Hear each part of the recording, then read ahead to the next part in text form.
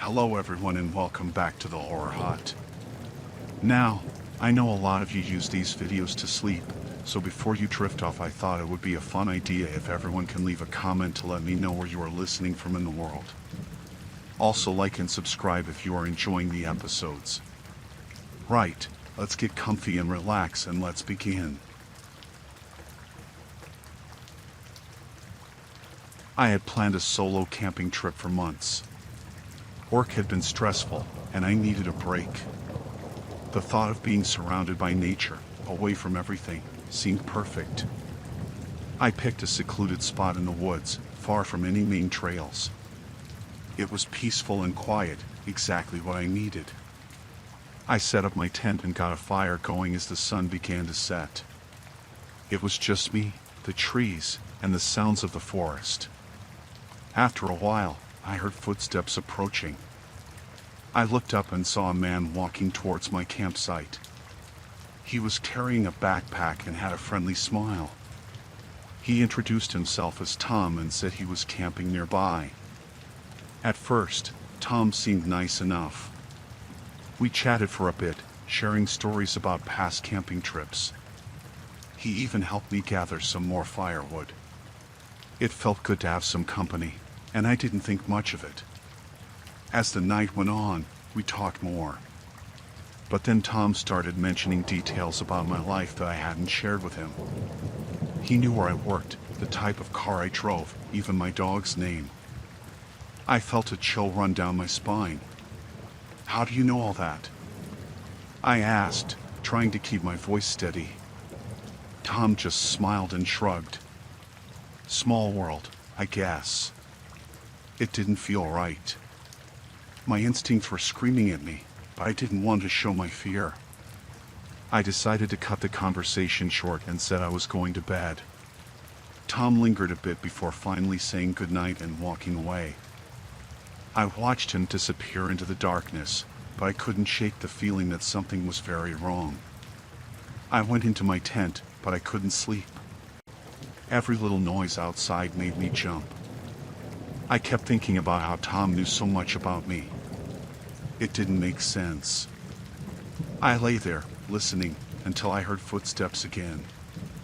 This time, they were closer.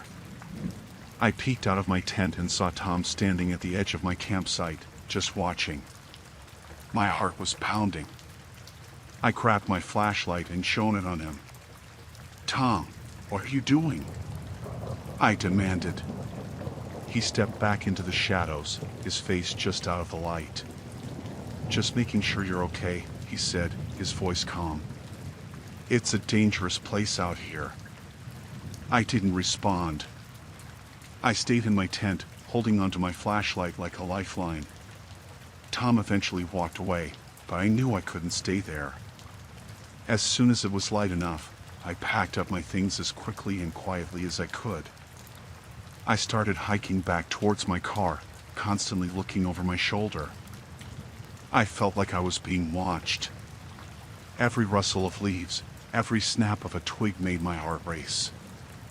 I tried to stay calm and keep moving, but the feeling of being followed wouldn't go away. After what felt like hours, I finally reached my car. I threw my gear in the back and got in, locking the doors immediately. As I started the engine, I saw Tom emerge from the woods, his friendly smile now gone. He walked towards my car, and I floored it, not looking back. The drive back to civilization was a blur. My mind was racing, trying to make sense of what had happened. How did he know so much about me? Why was he following me? I knew I had to report this, but I also knew that without any real evidence, it would be my word against his. When I got home, I called a friend and told them everything. They insisted I report it to the authorities, which I did. They took my statement but didn't seem too concerned. It was just a creepy encounter in the woods to them. But I knew it was more than that. I couldn't shake the feeling that Tom was still out there, watching. I changed all my online privacy settings, made sure all my doors and windows were locked, and tried to go back to my normal life. Days turned into weeks, and I started to relax a bit. but every now and then, I'd see a glimpse of someone who looked like Tom, or get a feeling that I was being watched. It never went away completely. I haven't been camping since.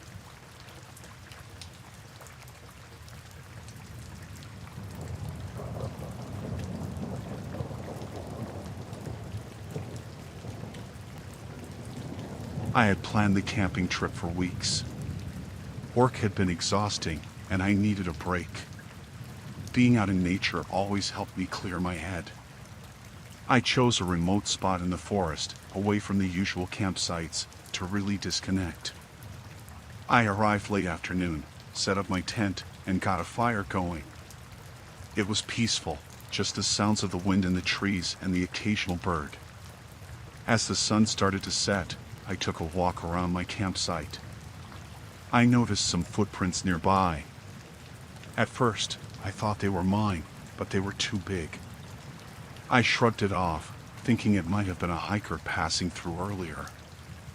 I went back to my fire, made some dinner, and tried to relax. But the footprints kept nagging at me. I decided to go to bed early. As I was getting into my tent, I saw something out of the corner of my eye. A shadow moved quickly between the trees. My heart skipped a beat. I stared into the darkness, but I couldn't see anything. I convinced myself it was just an animal and crawled into my sleeping bag, trying to shake the uneasy feeling. In the middle of the night, I woke up to a rustling sound outside my tent. My heart was pounding as I listened carefully. It sounded like footsteps, slow and deliberate. I held my breath, hoping whoever or whatever it was would go away. The footsteps stopped right outside my tent. I could hear my own heartbeat in the silence. I reached for my flashlight and slowly unzipped the tent, shining the light outside. There was no one there. I stepped out, looking around the campsite. Everything seemed normal, except for a few items that had been moved. My water bottle was on the other side of the fire pit, and my backpack was unzipped. Panic started to set in. Someone had been here, watching me. I didn't sleep much after that. I sat by the fire, keeping it going until the first light of dawn. As soon as it was light enough, I packed up my things. I didn't want to be there any longer.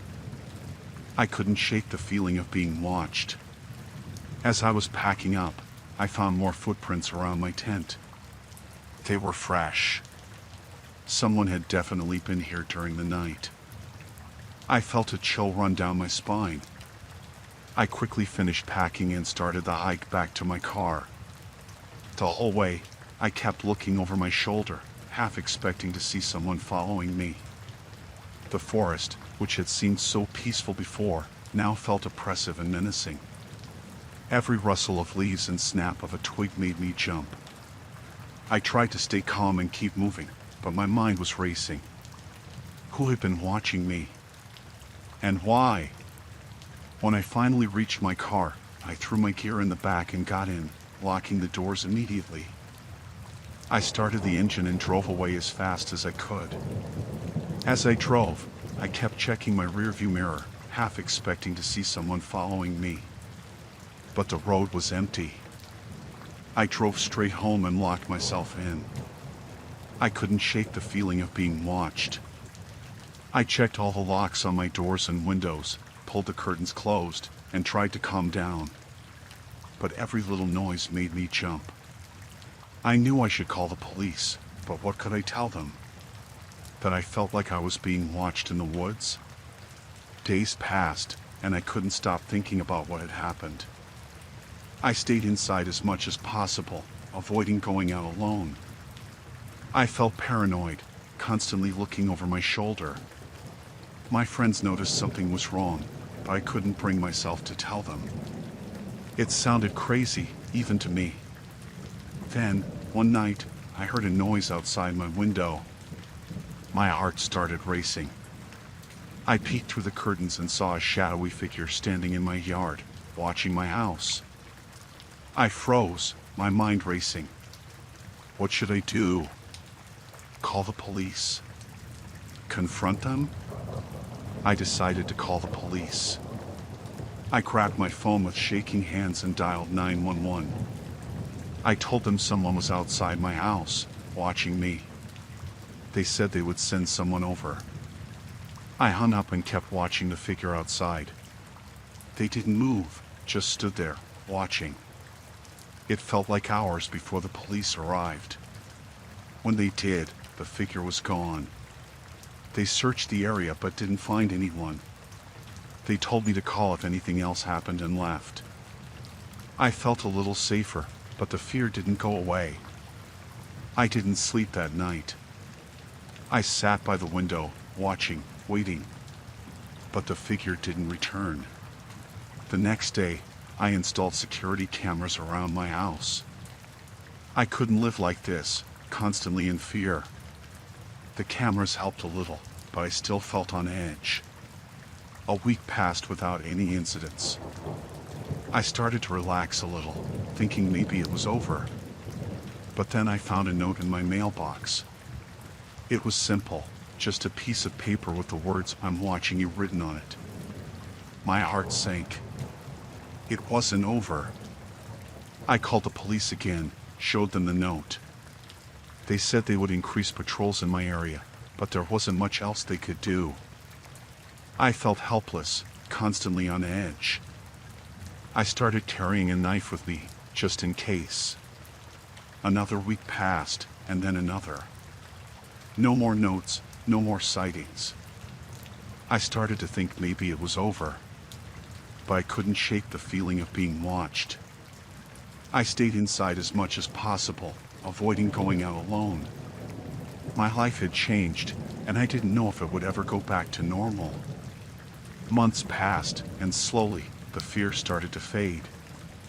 I still felt uneasy, but I started going out more, trying to reclaim my life.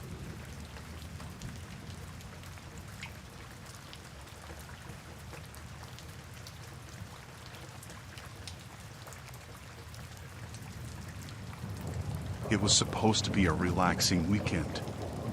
Ben and I decided to get away from the city, away from the noise and stress. We found a secluded campsite online, surrounded by thick woods and far from any town. It sounded perfect. We packed our gear, food, and supplies, and set off late Friday afternoon. We arrived just before dark, setting up our tent while the sun dipped below the horizon.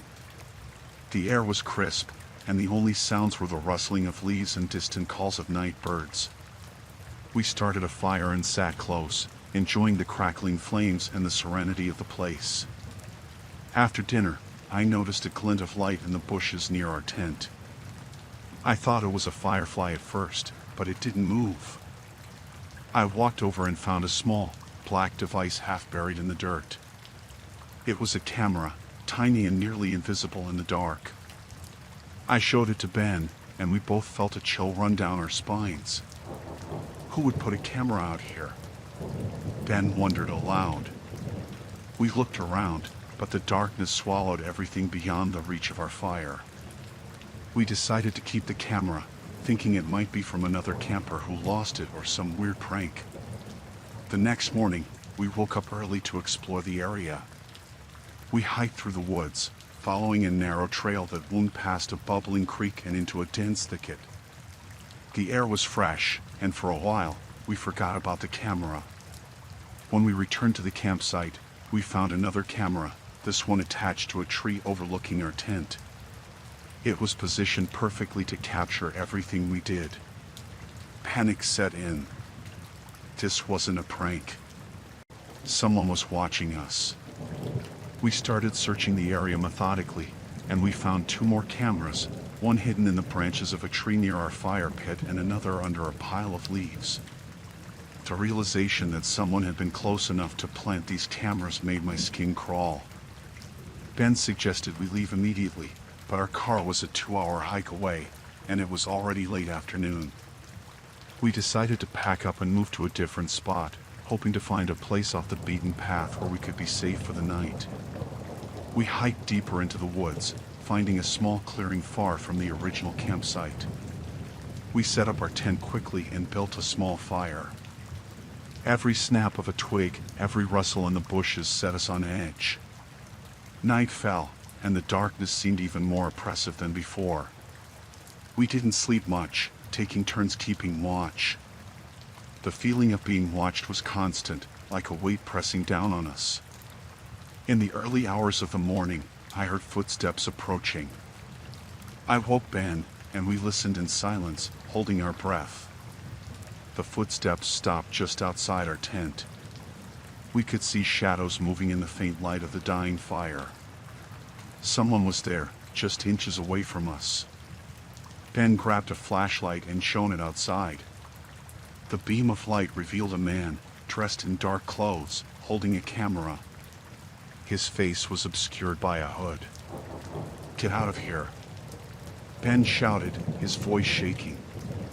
The man didn't move at first, then he turned and disappeared into the woods.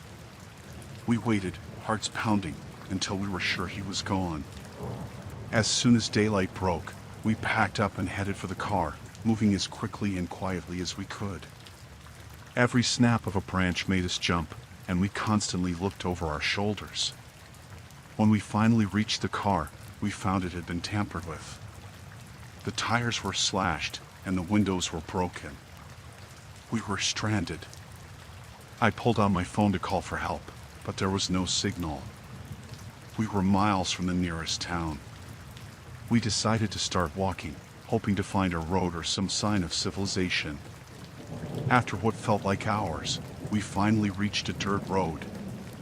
We followed it, and eventually, we saw a small farmhouse in the distance.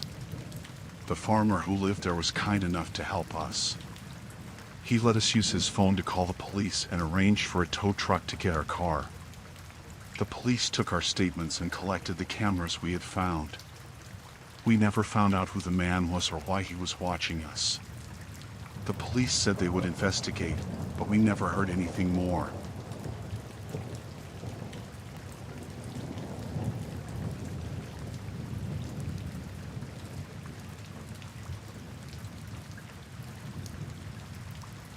I decided to go camping to clear my head.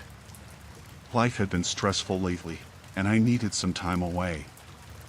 I picked a spot deep in the woods, far from the usual campsites. It was quiet, with just the sounds of nature around. I set up my tent, gathered some firewood, and started a fire. The night was cool, and I felt at peace. As I sat by the fire, I heard footsteps. I looked up and saw a man approaching. He wore a ranger's uniform and had a friendly smile. He introduced himself as Mike, a park ranger. He asked if everything was all right and if I needed anything. At first, I was relieved to see him. It was nice knowing there was someone else out here. We chatted for a while. He asked a lot of questions, where I was from, how long I planned to stay, if I was alone. His questions started to feel intrusive. I tried to steer the conversation away from myself, but he kept bringing it back. His smile never reached his eyes, and I felt a growing unease. Mike started asking if I had seen anyone else around. He said there had been reports of suspicious activity in the area. His tone changed, becoming more serious. He wanted to know if I had a phone or any way to call for help if needed. I told him I did, but it was in my tent. He seemed too interested in that detail. I decided it was time to end the conversation. I thanked him for checking in and said I needed to get some rest. His smile faded and his eyes narrowed.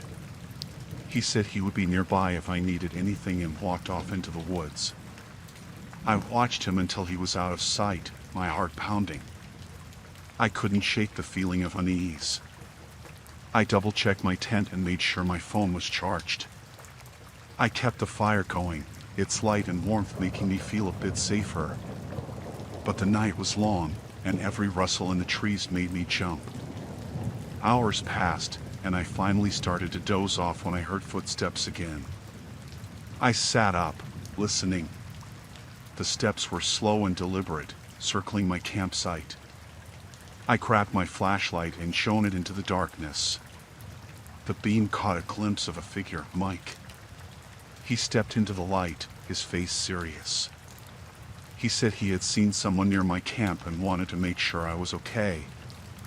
But something in his tone felt off, like he was trying to gauge my reaction. I nodded, trying to keep calm, and thanked him again. He didn't leave right away. He stood there, watching me, and then asked if he could sit by the fire for a bit. I didn't want to be rude, but every instinct told me to say no. I told him I was really tired and needed to sleep. He finally nodded and walked away, but not before giving me a strange look. I barely slept that night. I kept hearing noises, real or imagined, and couldn't shake the feeling of being watched. When morning finally came, I packed up my camp as quickly as I could. I wanted to get out of there before Mike came back. As I hiked back to my car, I kept looking over my shoulder. Every snap of a twig or rustle of leaves set my heart racing. I finally reached the trailhead and saw my car. Relief washed over me as I unlocked it and threw my gear inside. Just as I was about to get in, I heard a voice behind me. It was Mike. He asked if I was leaving already and why I seemed in such a hurry. His tone was casual, but there was an edge to it that made my skin crawl. I told him I had an emergency back home and needed to leave. He stepped closer, too close, and said he hoped to see me back here soon. His smile was back, but his eyes were cold. I mumbled a quick goodbye and got into my car, locking the doors. As I drove away, I saw him in my rearview mirror, watching me. The drive home was a blur. I couldn't stop thinking about Mike and his strange behavior. Once I got home, I called the park service and asked about him.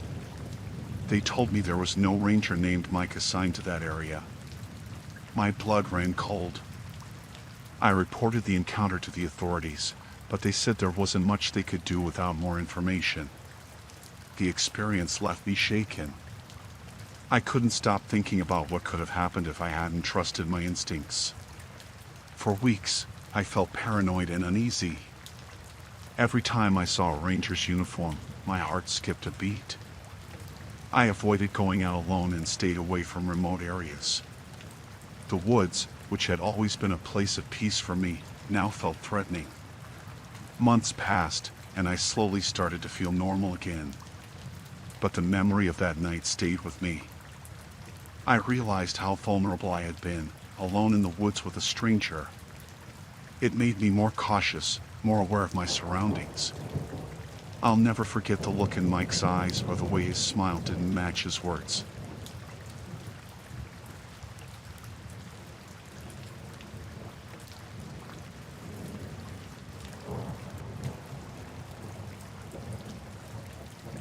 It was supposed to be a relaxing weekend getaway. Mike and I, along with a few friends, decided to go camping in a secluded spot by the lake. The drive out there was peaceful, with the sun setting behind us and the air cooling down. We arrived at the campsite just as it got dark, setting up our tents and getting a fire going. The first night was uneventful. We sat around the fire, talking and laughing, the stars bright above us. There were a few other campers nearby, but not too close. One group, in particular, caught our attention. They seemed to be watching us, but we brushed it off, thinking we were just being paranoid. The next day, we spent our time hiking and swimming in the lake. The group of campers from the night before waved at us a few times, but they didn't seem threatening, just a bit too interested in what we were doing. As evening approached, we cooked dinner and settled in for another night around the fire. It was around midnight when we noticed that Dave, one of our friends, was missing. We figured he might have gone for a walk or to use the bathroom, but as time passed, we started to worry. We called out for him, but there was no response. We searched the area around our campsite but found no sign of him. I couldn't shake the feeling that the nearby campers had something to do with it. They had been too interested in us, watching us more than normal. I mentioned this to Mike and the others, and we decided to check their campsite. When we got there, it was eerily quiet. Their fire was out, and there was no sign of anyone. We found Dave's flashlight near their site, which only made us more suspicious. We called the police, explaining the situation and our concerns about the other campers. They said they would send someone out, but it would take a while due to our remote location. While we waited, we stayed close together, keeping the fire burning bright. Every sound in the woods put us on edge. Finally, we saw flashlights and heard voices. The police had arrived. We explained everything again, and they started searching the area. They found the other campers about a mile away, hiding in the woods. When questioned, they denied knowing anything about Dave, but the police found a small clearing where they had set up another camp. There, hidden under some brush, was Dave, unconscious but alive. He had been hit over the head and tied up, left there while they decided what to do next. The police arrested the campers and took statements from all of us. Dave was taken to the hospital, where he was treated for a concussion. He didn't remember much, just that he was hit from behind while walking back to our campsite. We packed up the next morning, still shaken by what had happened. The peaceful getaway we had planned turned into a nightmare. The drive back to the city was silent, each of us lost in our thoughts. The experience changed us. We were more cautious, more aware of our surroundings. The thought that people could do something like that for no apparent reason was terrifying. It took a while for us to feel safe again, and we never went camping in a remote location after that.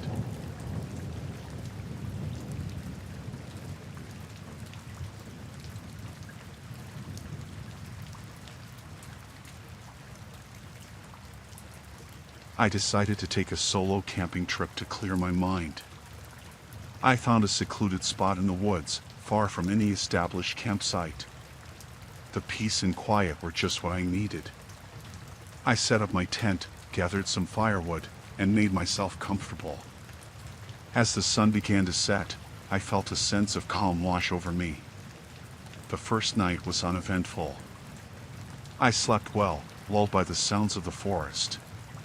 The next day, I decided to explore the area. I wandered through the trees, enjoying the solitude. After a while, I stumbled upon an old, isolated cabin. It looked abandoned, with overgrown weeds and broken windows. Curiosity got the better of me, so I approached the cabin. The door was slightly ajar, creaking as I pushed it open. Inside, the air was musty, and there was a faint smell of decay. The cabin was small, with a single room filled with old, dusty furniture. I noticed a makeshift bed in the corner, which looked recently used. A chill ran down my spine. Someone had been living here. I started to back out when something on the table caught my eye. It was a notebook, filled with scribbled notes and drawings. As I flipped through the pages, I realized they were all about me. There were sketches of my campsite, notes about my activities, and even details about my appearance. Panic set in. I dropped the notebook and ran out of the cabin. My mind raced as I made my way back to my campsite. Someone had been watching me. The thought made my skin crawl. I needed to leave, but it was getting dark, and I was deep in the woods. I reached my campsite and quickly started packing up my things. The sun was setting, casting long shadows through the trees. I kept looking around, feeling like someone was watching me. My hands were shaking as I stuffed my gear into my backpack. Just as I was about to leave, I heard a rustling noise behind me. I froze, my heart pounding in my chest. Slowly, I turned around and saw a figure emerging from the trees. It was a man, dirty and disheveled, with wild eyes. He was watching me with an unsettling intensity. I tried to stay calm and asked him what he wanted. He didn't answer, just took a step closer. I backed away, but he kept advancing. I knew I had to get out of there. I grabbed my backpack and started to run, but he was fast, much faster than I expected. He tackled me to the ground, and we struggled. I managed to break free and sprinted into the woods. My heart was racing, and my breaths were ragged. I could hear him behind me, crashing through the underbrush. I had to find a way to lose him. I spotted a dense thicket and dove into it, hoping to hide. I crouched down, trying to control my breathing. I could hear him nearby, searching. I stayed as still as possible, praying he wouldn't find me. After what felt like an eternity, his footsteps grew fainter, and I dared to move. I slowly made my way back to the trail, keeping an eye out for any sign of him. It was pitch black now, and I could barely see. I used my flashlight sparingly, not wanting to draw attention to myself. Every sound made me jump, and I was constantly looking over my shoulder. Finally, I reached my car. I fumbled with the keys, my hands shaking uncontrollably. I managed to unlock the door and got in, locking it behind me. I started the engine and sped away, not daring to look back. As I drove, the reality of what had happened began to sink in. Someone had been living in that cabin, watching me, planning something. I couldn't believe how close I had come to a terrible fate. The thought made me shiver.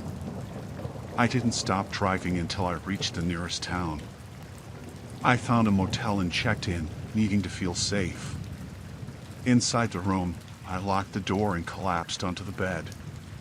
My mind was racing, replaying the events over and over. I reported the incident to the local authorities the next day. They took my statement and promised to investigate, but I couldn't shake the feeling of unease. I kept thinking about the man in the woods, his wild eyes, and the notebook filled with details about me. It took a long time for me to feel safe again. Every noise, every shadow, made me jump. I avoided the woods, and camping was out of the question. The peace I had sought had turned into a nightmare I couldn't forget. Eventually, I started to rebuild my sense of security. But the memory of that night stayed with me, a constant reminder of how quickly things can change.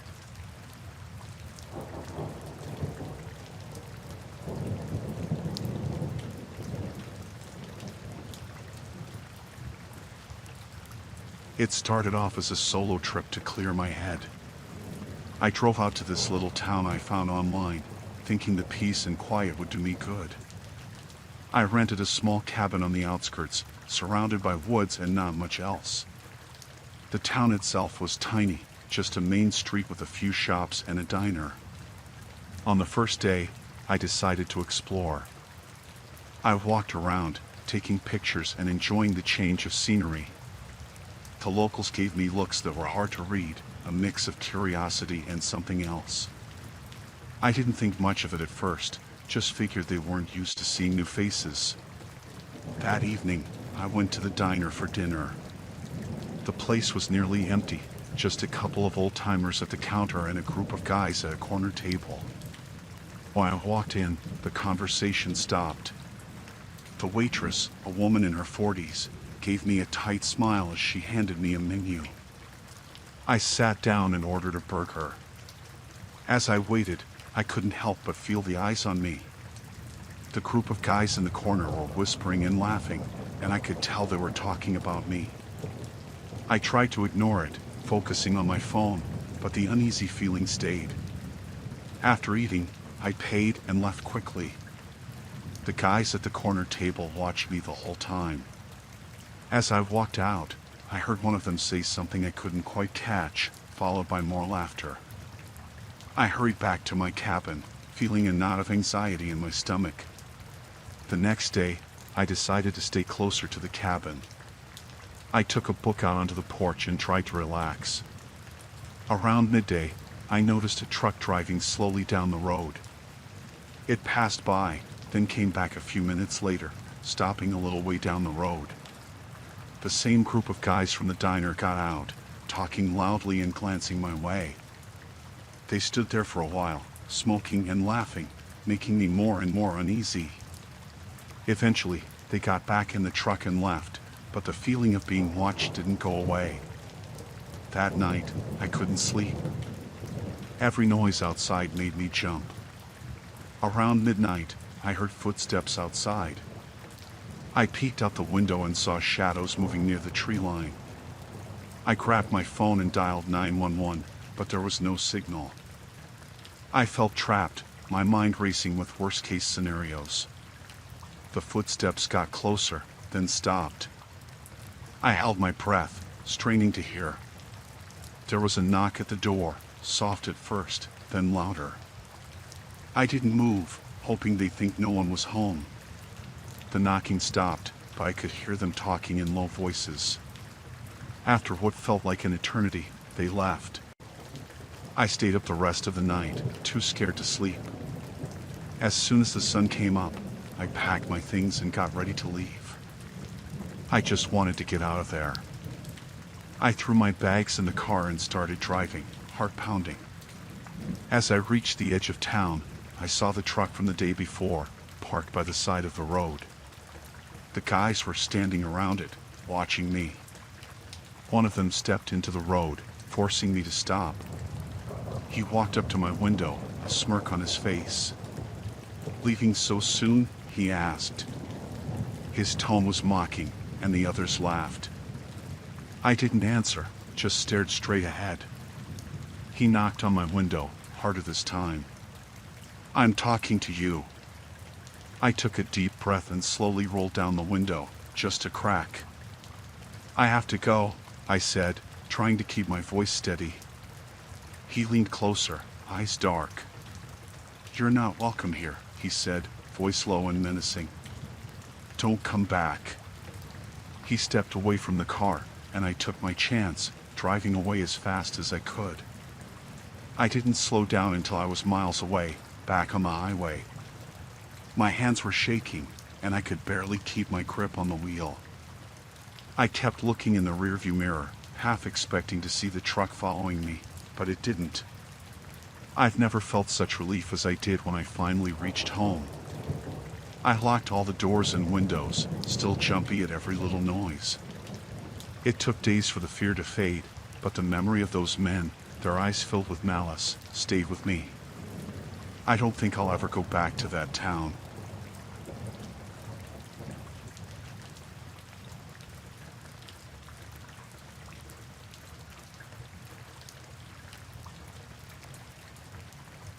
I decided to take a solo camping trip to clear my mind. The woods always had a calming effect on me, and I thought a weekend away from everything would do me good. I found a quiet spot far from any other campsites, set up my tent, and settled in for the night. The first evening was peaceful, with the sound of the wind in the trees and the distant calls of nocturnal animals. When I woke up the next morning, the sun was already high in the sky. I stretched and stepped out of my tent, only to find that all my supplies were gone. My food, water, backpack, even my cooking gear, everything was missing. Panic set in as I realized I was miles away from my car and without any means to sustain myself. I noticed tracks leading away from my campsite. They were fresh, the soil still disturbed. Someone had been here during the night, stealing everything while I slept. I knew I had to follow the tracks, hoping to find whoever took my stuff. Maybe I could reason with them, or at least get some of my things back. I grabbed a sturdy branch as a makeshift weapon and started following the tracks. They led deeper into the forest, winding through thick underbrush and around large trees. As I walked, I kept my senses alert, listening for any sounds that might indicate I was getting close. After what felt like hours, I spotted a small clearing up ahead.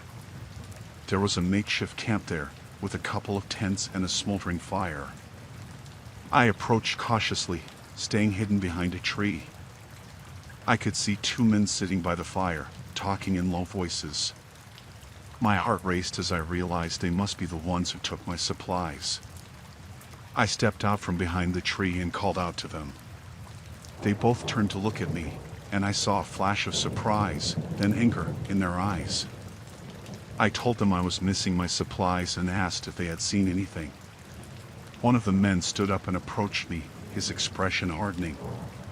He denied taking anything and told me to leave. His tone was hostile, and I could tell he wasn't going to be reasonable. The other man got up too, and they both started advancing on me. I backed away, trying to keep my distance. They were bigger than me, and I knew I couldn't take them both in a fight. One of them lunged at me, and I swung the branch, hitting him in the side. He grunted in pain but didn't stop. The other man grabbed my arm, twisting it painfully.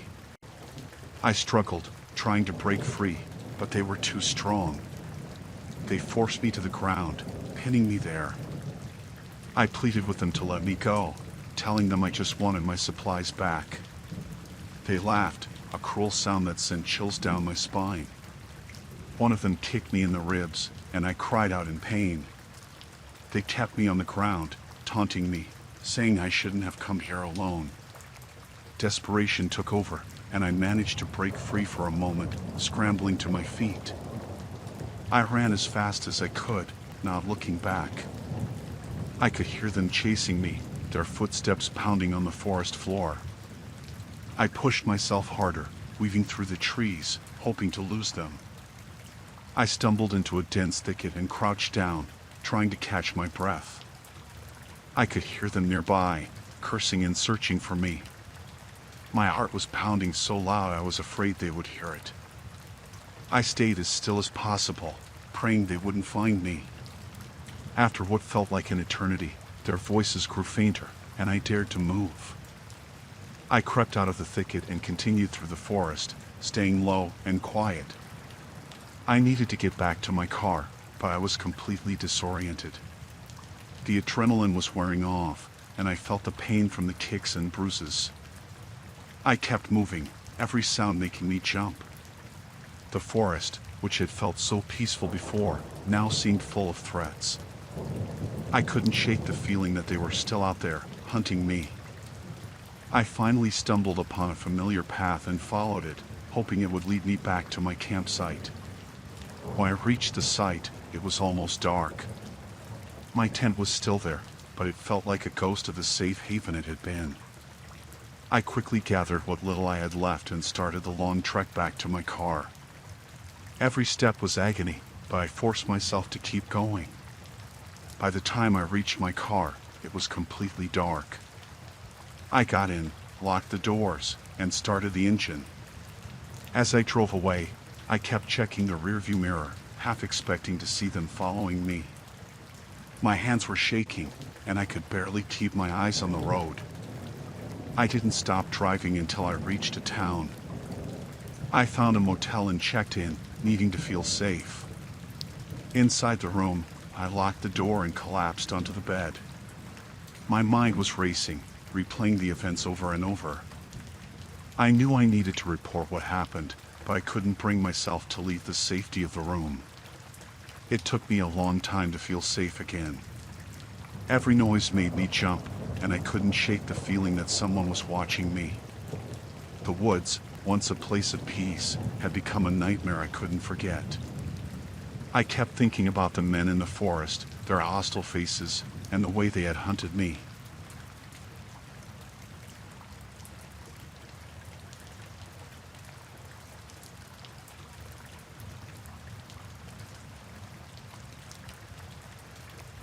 I decided to go hiking alone one weekend to clear my head. I found a trail that was far from the usual busy spots. It was late afternoon when I started, and the forest was quiet and peaceful. I liked the solitude, the way the trees blocked out the noise of the world. I walked for a few hours, enjoying the fresh air and the sound of birds. As the sun started to set, I noticed a man up ahead. He was limping and looked like he was in pain. He had a backpack, but it was torn, and his clothes were dirty. I approached him, asking if he was okay. He said he had fallen and twisted his ankle. He looked desperate, saying he had been out there for hours and couldn't walk properly. I offered to help him back to the main trail. He seemed grateful, and I felt good about helping someone in need. We walked slowly, his arm over my shoulder for support. He kept thanking me, saying he didn't know what he would have done if I hadn't come along. I told him it was no problem, just glad I could help.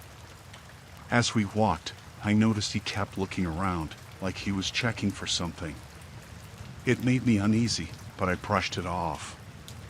He was probably just nervous, being injured and all. We talked a bit, but his answers were short, and he seemed distracted.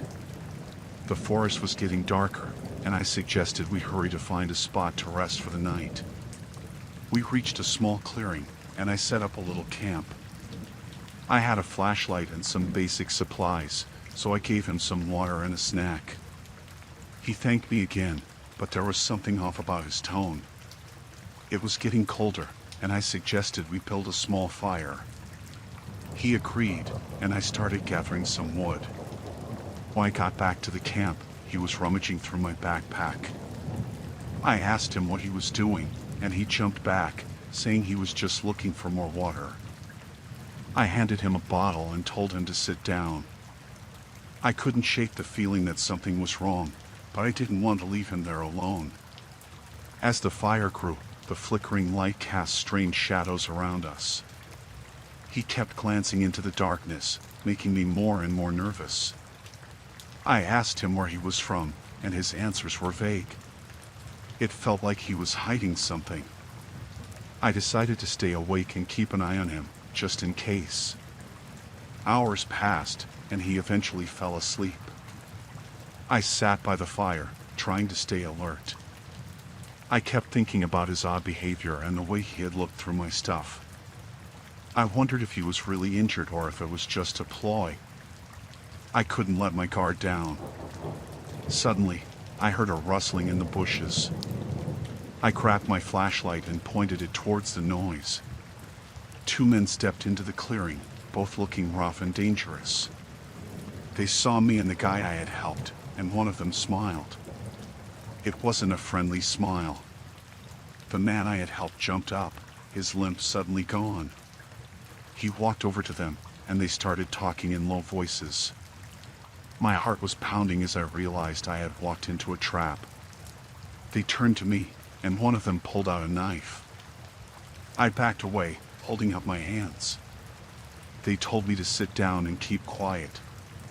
They started going through my things, taking anything valuable. My phone, wallet, even my watch. The guy I had helped just stood there, watching with a smirk on his face. I felt a surge of anger and fear. I had been so stupid to trust him. One of the men started to tie my hands with rope. I struggled, but the other one pressed a knife against my throat, telling me to stay still. They tied me up and pushed me to the ground. I could feel the cold earth against my face, and I knew I was in serious trouble. They started arguing about what to do next. I heard one of them say something about leaving me there, but the other one wanted to take me with them. My mind was racing, trying to think of a way out. They were distracted, and I realized this might be my only chance. I twisted my hands, feeling the rope loosen just a bit. I kept working at it, trying to stay calm. The men were still arguing, and I saw my chance. I broke free and ran into the woods, my heart pounding in my chest. I heard them shouting behind me, but I didn't look back. I ran blindly through the forest, branches scratching my face and arms. I tripped and fell, but I got up and kept running. I could hear them getting closer, their voices angry and threatening. I knew I had to find a place to hide. I saw a large tree with thick roots and squeezed myself into a gap between them. I held my breath, praying they wouldn't find me. They ran past, still shouting. I waited, barely daring to breathe, until their voices faded into the distance. When I was sure they were gone, I crawled out and started moving again, more carefully this time. I had no idea where I was, but I knew I had to keep moving. I was exhausted and scared, but I couldn't stop. I had to get out of there.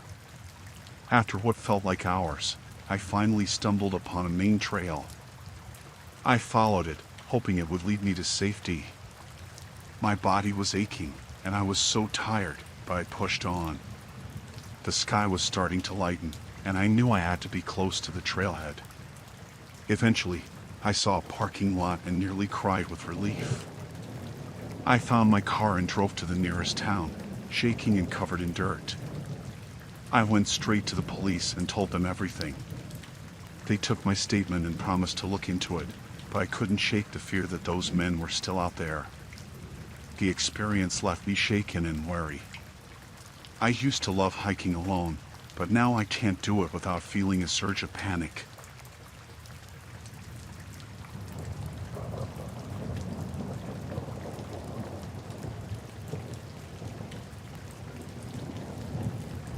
I found a quiet spot in a national park, far from the usual crowded areas.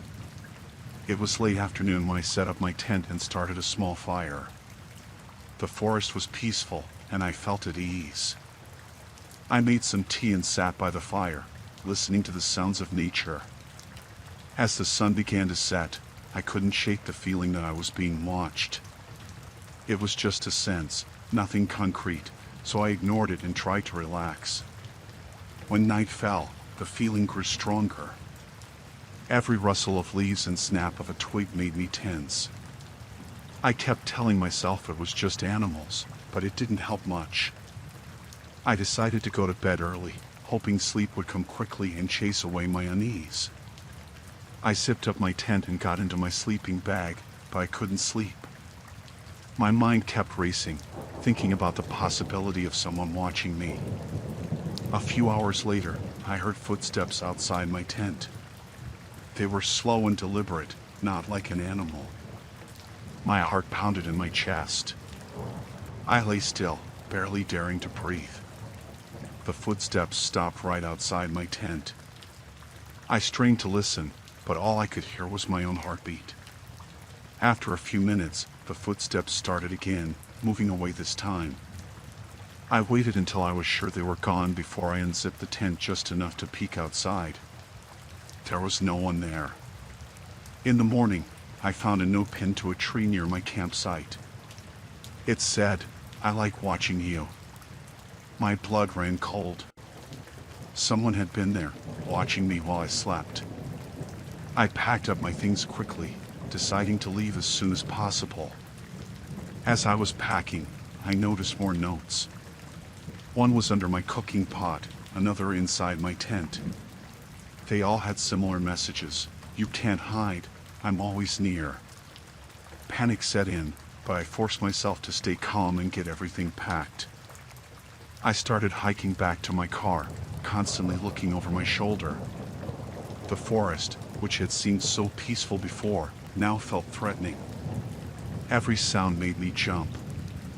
I tried to walk quickly, but not so fast that I would tire myself out. The feeling of being watched was intense, and I knew I had to get out of there. Halfway back to the car, I found another note pinned to a tree along the trail. This one said, "You're making it too easy." My hands were shaking as I read it. I dropped the note and started running. I didn't care about conserving energy anymore. I just needed to get to safety. The trail was rough, and I stumbled several times, but I kept going. I finally reached my car and fumbled with the keys, my hands trembling. I managed to unlock the door and threw my backpack inside. As I was about to get in, I saw another note on the windshield. "I'll see you soon," it read. I jumped into the car and locked the doors, starting the engine with shaking hands. I drove away as fast as I could, not looking back. I drove straight to the nearest town and went to the police. I told them everything, showed them the notes. They took my statement and promised to look into it, but I could tell they didn't take it as seriously as I hoped. They said it was probably a prank, but I knew it was more than that. Someone had been out there, watching me, leaving those notes. For weeks after, I couldn't shake the feeling of being watched. Every time I was alone, I felt eyes on me. I installed extra locks on my doors and windows, got security cameras, but it didn't help much. I kept finding notes. On my porch, in my mailbox, even inside my house. "I'm still here," they would say. "You can't hide." I stopped going out alone, always making sure I had someone with me. I changed my routines, trying to be unpredictable. But the notes kept coming. Whoever it was, they were always one step ahead. It was like they could read my mind. One night, I woke up to find a note on my pillow. "Nice try," it said. I screamed and called the police, but they found nothing. No signs of forced entry, no fingerprints. It was like the person was a ghost, slipping in and out without a trace. I knew it was only a matter of time before they did something more than just leave notes. I decided to move, hoping that would help. I found a new place in a different town, didn't tell anyone where I was going. But the notes followed me. "You can't escape," the first one at the new place said. I felt like I was losing my mind. I hired a private investigator, but even he couldn't find anything. Whoever it was, they were good at covering their tracks. He suggested it might be someone I knew, someone with access to my life. That thought terrified me more than anything. It meant I couldn't trust anyone. One night, I heard noises outside my new house. I grabbed a baseball bat and crept to the window. I saw a shadow moving near the back door. I called the police, my hands shaking so badly I could barely hold the phone. They arrived quickly, but found no one. Another note was left on the back door, getting closer. I knew I couldn't live like this forever. I decided to confront whoever it was, set a trap to catch them. I told a few trusted friends about my plan, made sure someone knew where I was at all times. I set up cameras and waited. I didn't sleep, barely ate, just waited for them to make their move. It happened a few nights later. I heard someone trying to break in through the back door. I grabbed my bat and my phone, ready to call the police. The cameras caught a man, dressed in black, his face covered. He saw the cameras and ran, but I got a good look at him. I gave the footage to the police, and they finally took me seriously. They caught him a few days later. Turned out he was someone I barely knew, a guy who had fixed my car once. He had become obsessed, following me, leaving the notes. He had a history of stalking, but had never been caught. I was lucky to be alive.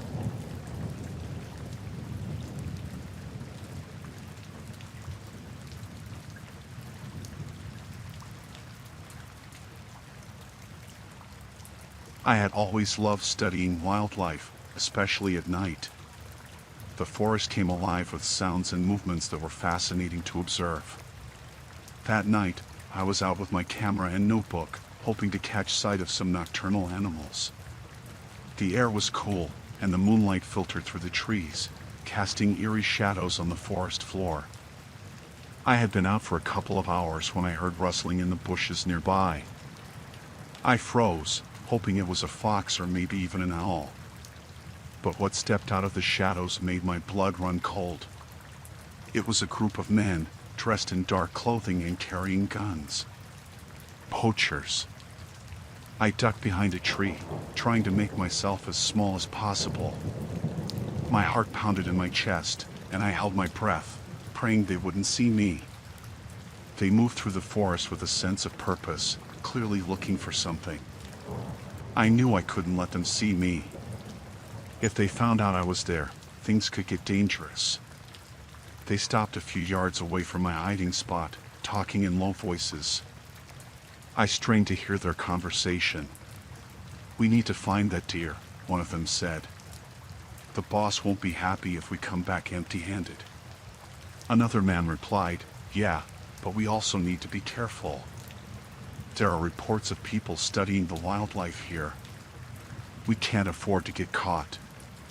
I knew I had to get out of there, but I couldn't risk moving and drawing their attention.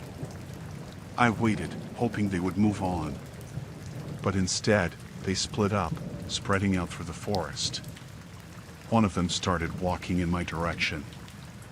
I pressed myself against a tree, barely daring to breathe.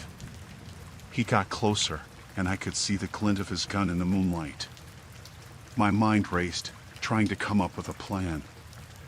I had no way to defend myself, and if they found me, I knew they wouldn't hesitate to use their weapons. I felt a cold sweat trickle down my back as he came closer and closer. Just as he was about to pass by my hiding spot, he stopped.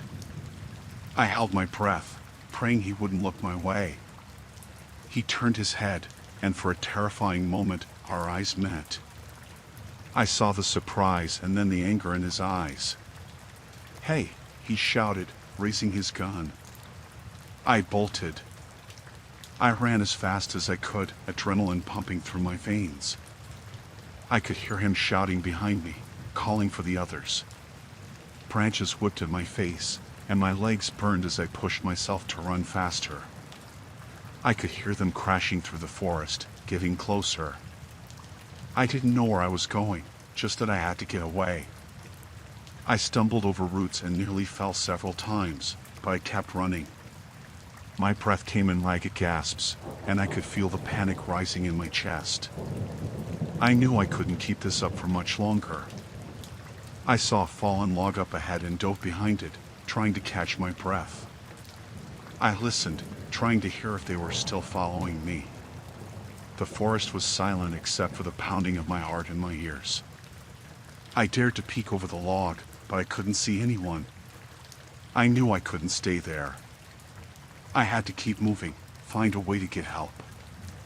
I took a deep breath and started moving again, more cautiously this time. I tried to stay low, using the trees and underbrush for cover. Every little sound made me jump, and I kept looking over my shoulder, expecting to see them at any moment. I stumbled upon a small stream and followed it, hoping it would lead me to safety. The water was cold, and I slipped on the rocks several times, but I kept going. The sound of the stream helped to mask my movements, and I hoped it would throw the poachers off my trail. After what felt like hours, I saw a faint light in the distance. It was a small cabin, and I felt a glimmer of hope. I made my way toward it, trying to stay as quiet as possible. When I got closer, I saw that it was empty, probably an old hunting cabin. I slipped inside and bolted the door behind me. I collapsed on the floor, trying to catch my breath and calm my racing heart. I knew I couldn't stay there for long, but I needed a moment to gather my thoughts. I looked around the cabin, hoping to find something I could use to defend myself. There was an old rifle mounted on the wall, but it was rusty and looked like it hadn't been used in years. I grabbed it anyway, hoping it might at least scare the poachers if they found me. I also found a small hunting knife in a drawer, which I tucked into my belt. I knew I couldn't just wait there and hope for the best. I had to find a way to get help. I peeked out the window, scanning the forest for any sign of the poachers. I didn't see anything, but I knew they were still out there. I took a deep breath and opened the door, stepping back out into the night. I moved cautiously, sticking to the shadows and trying to be as quiet as possible. I had to find a way back to my car, which was parked a couple of miles away at the edge of the forest. I followed the stream again, hoping it would lead me back to the main trail. Every sound made me jump, and I kept looking over my shoulder, expecting to see the poachers at any moment. The forest seemed to close in around me, and I felt a sense of dread growing in my chest. After what felt like an eternity, I finally saw the trail up ahead. I quickened my pace, desperate to get to my car and out of there. But as I got closer, I heard voices. I froze, my heart pounding in my chest. The poachers were there, searching for me. I ducked behind a tree, trying to stay out of sight. I could see them moving through the forest, their flashlights sweeping the ground. I knew I had to be careful, or they would find me. I waited until they moved on, then continued toward the trail, staying as low and quiet as possible. When I finally reached my car, I almost cried with relief. I fumbled with the keys, my hands shaking, and finally got the door open. I jumped inside and locked the doors, starting the engine and backing out as quickly as I could. As I drove away, I kept checking the rearview mirror, expecting to see the poachers chasing after me. But there was nothing. I drove for miles, not stopping until I reached a gas station on the outskirts of a nearby town. I called the police, my hands still shaking as I tried to explain what had happened. They took my report and promised to send someone to check it out, but I didn't feel safe until I was back home. The experience haunted me for weeks. I couldn't shake the feeling of being watched, and every little sound made me jump. I learned a hard lesson that night. The forest, which I had always found so peaceful, now held a sense of danger. I still love studying wildlife, but I'm much more cautious now. I never go out alone, and I always make sure someone knows where I am.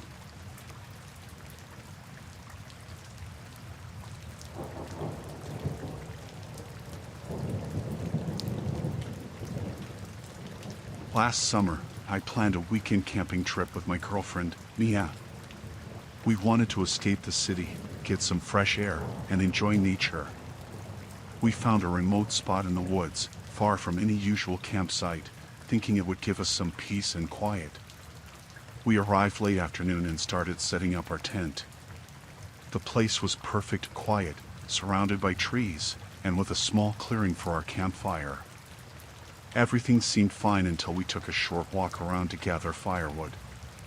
That's when we stumbled upon an old, abandoned campsite about 200 meters from ours. The campsite was a mess. The tent was torn, and camping gear was scattered everywhere. There were clothes, a couple of shoes, and a backpack lying open with its contents spilled out.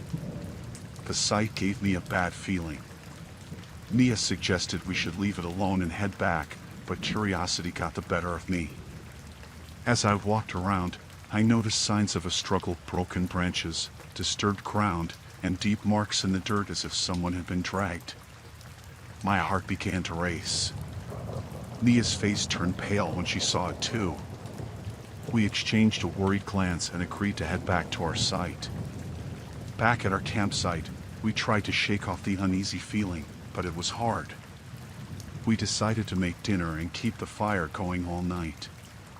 Darkness fell, and the woods became eerily silent. Every crackle of the fire seemed louder than usual, and every rustle in the trees made us jump. Around midnight, Mia noticed something. She pointed to a spot in the distance where a faint light flickered through the trees. It wasn't our campfire. Someone was out there. We decided to stay quiet and put out our fire, hoping to stay unnoticed. As we sat in the dark, we heard voices. They were low, almost whispering, but they were definitely there. My stomach churned with fear. I grabbed a flashlight and a small knife from our gear. Mia clung to me, shaking. The voices grew louder, and we could hear footsteps approaching. We knew we had to leave. I whispered to Mia to pack our essentials quietly. As we were packing, the footsteps stopped right outside our tent. We froze, barely breathing. The tent zipper started to move slowly.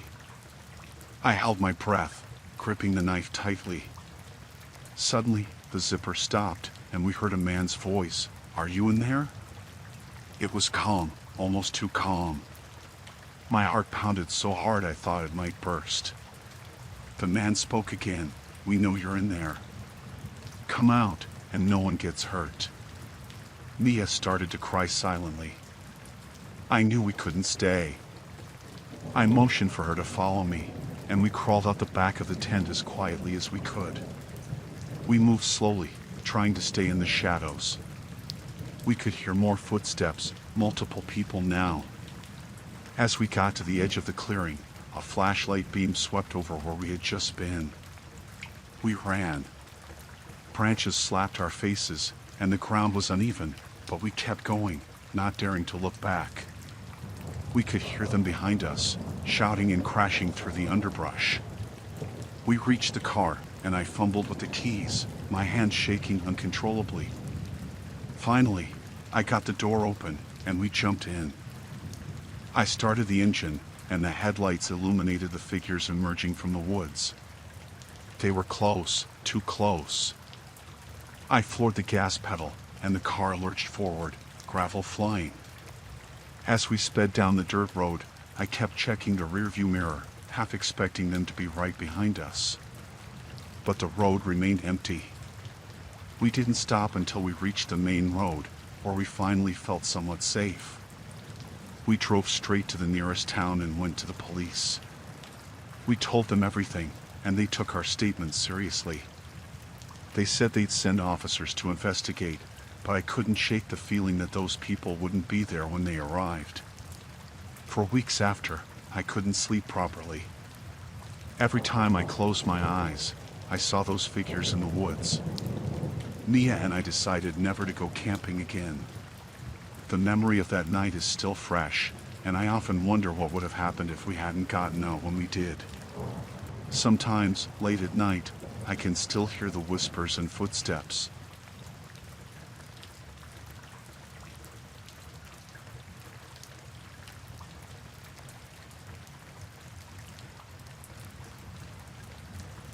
It was a cool, quiet night, perfect for camping. My friends and I had set up our tents by the lake, miles away from the nearest town. The sky was clear, and the stars were bright, reflecting off the still water. We had spent the evening around the campfire, telling stories and roasting marshmallows. Around midnight, the fire had burned down to embers, and we were getting ready to turn in for the night. That's when we saw the lights. At first, it was just a faint glow in the distance, but it quickly grew brighter. It wasn't the kind of light from a campsite or a flashlight. It was strange, flickering and moving. We all noticed it at the same time. "What do you think that is?" Matt asked, pointing towards the lights. None of us had an answer. Curiosity got the better of us, and we decided to check it out. We grabbed our flashlights and set off, following the light. It seemed to be coming from the woods on the other side of the lake. As we got closer, the flickering grew more intense, and we could hear faint sounds, like murmured voices and the occasional crackle, almost like a fire but not quite. The hike took about 20 minutes. The woods were dark and eerie, and every snap of a twig underfoot made me jump. I could tell the others were nervous too, but no one said anything. Finally, we reached the edge of a clearing, and we could see the source of the light more clearly. What we saw made my blood run cold. There were about a dozen people gathered around a fire, but it wasn't an ordinary campfire. They were burning something in a large metal drum, and the flames were shooting high into the air. The people were wearing dark clothes and masks, and they seemed to be engaged in some kind of ritual. They were chanting in low voices, their words indistinct but menacing. "Guys, we should get out of here," whispered Sarah, her voice trembling. We all nodded, but before we could move, one of the men looked up and saw us. "Hey! Who's there?" he shouted, his voice sharp and angry. The chanting stopped, and all heads turned in our direction. Panic set in. We turned and ran, crashing through the underbrush, not caring about the noise we were making. Behind us, I could hear the men shouting and starting to give chase. My heart pounded in my chest as I ran faster than I ever had in my life. Branches whipped at my face, and I stumbled over roots, but I didn't stop. We finally made it back to our campsite, gasping for breath. "What the hell was that?" Matt panted, looking over his shoulder. "I don't know, but we need to get out of here," I said, my voice shaking. We quickly packed up our gear, our hands trembling with fear. Just as we were finishing, we heard them coming. The men were closing in, their flashlights bobbing through the trees. "Go! Go! Go!" I shouted. We grabbed what we could and sprinted to the car. I fumbled with the keys, my hands slick with sweat. Finally, the engine roared to life, and we sped off, leaving the campsite and those terrifying men behind. We drove in silence for a long time, not daring to look back. It wasn't until we reached the safety of the main road that we started to talk about what had happened. "Do you think they were poachers or something?" Sarah asked, her voice still shaky. "I don't know," I replied, "but whatever they were doing, it wasn't legal. We need to report this." We stopped at the nearest town and went straight to the police station. The officer on duty listened to our story, taking notes. "We'll send a team out to investigate," he assured us. "You did the right thing by coming here." We gave our statements, describing the location and what we had seen. Afterward, we drove home, still shaken. None of us spoke much during the ride. The memory of those masked men and their strange ritual haunted me.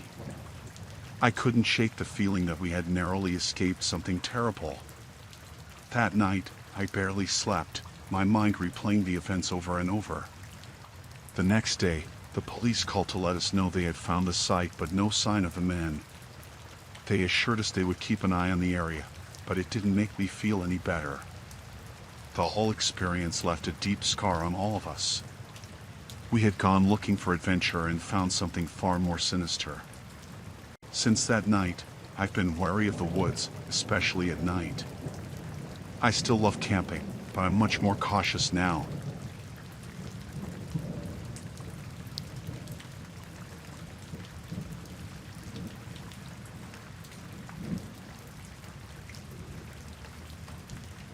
I planned a solo trip to a small, remote village to conduct research for my anthropology thesis.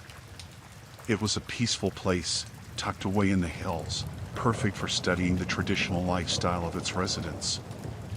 I arrived in the afternoon, settled into a modest inn, and immediately started exploring the area. The first day went smoothly.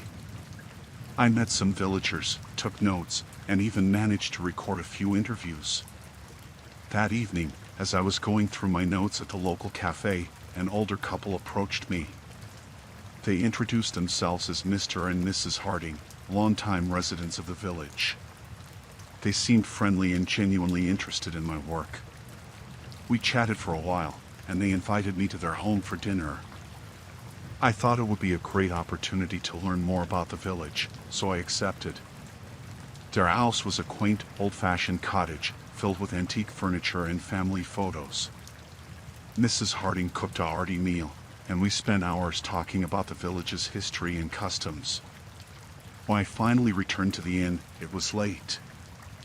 I felt a bit uneasy, though I couldn't pinpoint why. I brushed it off as nerves from being in an unfamiliar place. The next day, the Hardings found me again. They seemed even more eager to talk, asking detailed questions about my research and personal life. Their interest felt flattering at first, but it quickly became overwhelming. Everywhere I went, they seemed to appear. If I was interviewing someone, they'd be nearby, watching. If I was walking through the village, they'd coincidentally bump into me. One afternoon, they insisted on showing me an old, abandoned church at the edge of the village. It was a long walk, and the place was eerie and secluded. I felt a growing sense of dread, but they were insistent. Inside the church, Mr. Harding started talking about how the village needed someone to preserve its legacy. His eyes had a strange gleam, and Mrs. Harding stood too close, blocking the exit. I mumbled an excuse about needing to check my notes and hurry out. They followed, but I managed to slip away, heart pounding. Back at the inn, I locked my door and tried to focus on my work, but I couldn't shake the feeling of being watched. That night, I woke up to the sound of scratching at my window. I froze, too scared to move. The scratching continued for a few minutes, then stopped. In the morning, I found deep marks on the window frame, like someone had tried to pry it open. I decided to leave the village early. I packed my things and went to the bus stop, but the Hardings were there, waiting. They smiled, but their eyes were cold. Mrs. Harding said they had something important to show me before I left. I refused, but they grabbed my arms and dragged me to their car. I screamed for help, but no one came. They drove me to their house and locked me in a room. The walls were covered in photos of young women, all looking terrified. My heart raced as I realized I wasn't the first. I banged on the door, but it was solid and heavy. Hours passed, and they finally opened the door, carrying a tray of food. I tried to rush past them, but Mr. Harding was strong and threw me back inside. They watched me eat, smiling like nothing was wrong. I knew I had to escape, but there was no way out. They left, locking the door behind them. I searched the room, finding a small window high up on the wall. It was a tight squeeze, but I managed to push through, cutting myself on the broken glass. I ran through the woods, branches scratching my face and arms. I could hear them shouting behind me, but I didn't look back. I stumbled onto the main road, flagged down a car, and begged the driver to take me to the nearest town. I told the police everything, but when they searched the Harding's house, it was empty. No photos, no signs of struggle, nothing. I returned to the city, but I couldn't focus on my thesis. I kept looking over my shoulder, expecting to see the Hardings. Nights were the worst. Every noise made me jump. I still have nightmares about that room and their cold smiles. I don't think I'll ever feel safe again.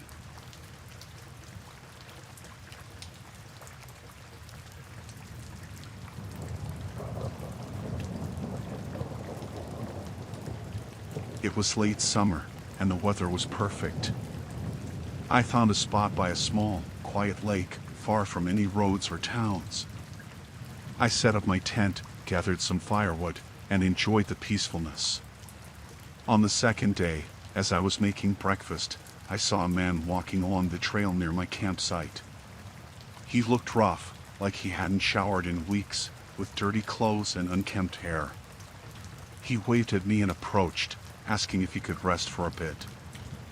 I felt uneasy, but I didn't want to be rude, so I agreed.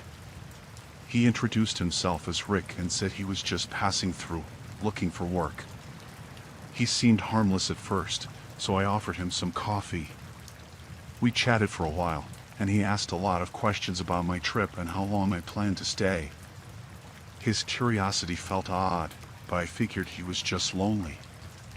As the day went on, Rick hung around, even after I tried to hint that I wanted some alone time. He started helping himself to my food and made himself comfortable. When I suggested he move on, he laughed it off and said he'd leave soon. My unease grew, but I tried to stay calm. That evening, I noticed Rick rummaging through my gear. When I confronted him, he got defensive and angry, claiming he was just looking for a blanket because he was cold. I didn't believe him, but I didn't want to provoke him further, so I let it go. The next morning, I woke up to find Rick had taken over my campfire, cooking breakfast with my supplies. I told him he needed to leave, but he ignored me. When I tried to pack up my things, he blocked my way and said I should stay another night and enjoy the nature. His tone was menacing, and I realized he wasn't going to leave willingly. I spent the day trying to avoid Rick, but he followed me everywhere. When I went to the lake to fish, he sat nearby, watching me. When I tried to hike a bit, he trailed behind, always keeping me in sight. I felt trapped and scared, unsure of how to get rid of him. That evening, Rick's behavior took a darker turn.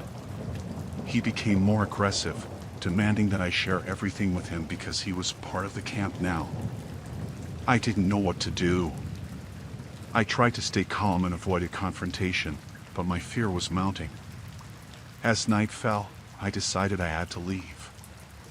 I quietly packed a small bag with essentials, planning to hike to my car and get help. But as I was about to slip away, Rick appeared out of the darkness, grabbing my arm and pulling me back to the campfire. He accused me of trying to abandon him and became violent, shoving me to the ground. In the struggle, I managed to break free and ran into the woods. I could hear Rick shouting and crashing through the underbrush behind me. My heart pounded as I stumbled through the dark, trying to find the trail. I tripped over roots and branches, scraping my hands and knees, but I didn't stop. Finally, I reached a dirt road. I followed it, hoping it would lead me to safety. After what felt like hours, I saw headlights approaching. I flagged down the car, and the driver, an older man, let me in. I frantically told him what had happened, and he drove me to the nearest town. I reported the incident to the local authorities. They took my statement and promised to look into it. I never found out if they caught Rick, but I was just glad to be safe.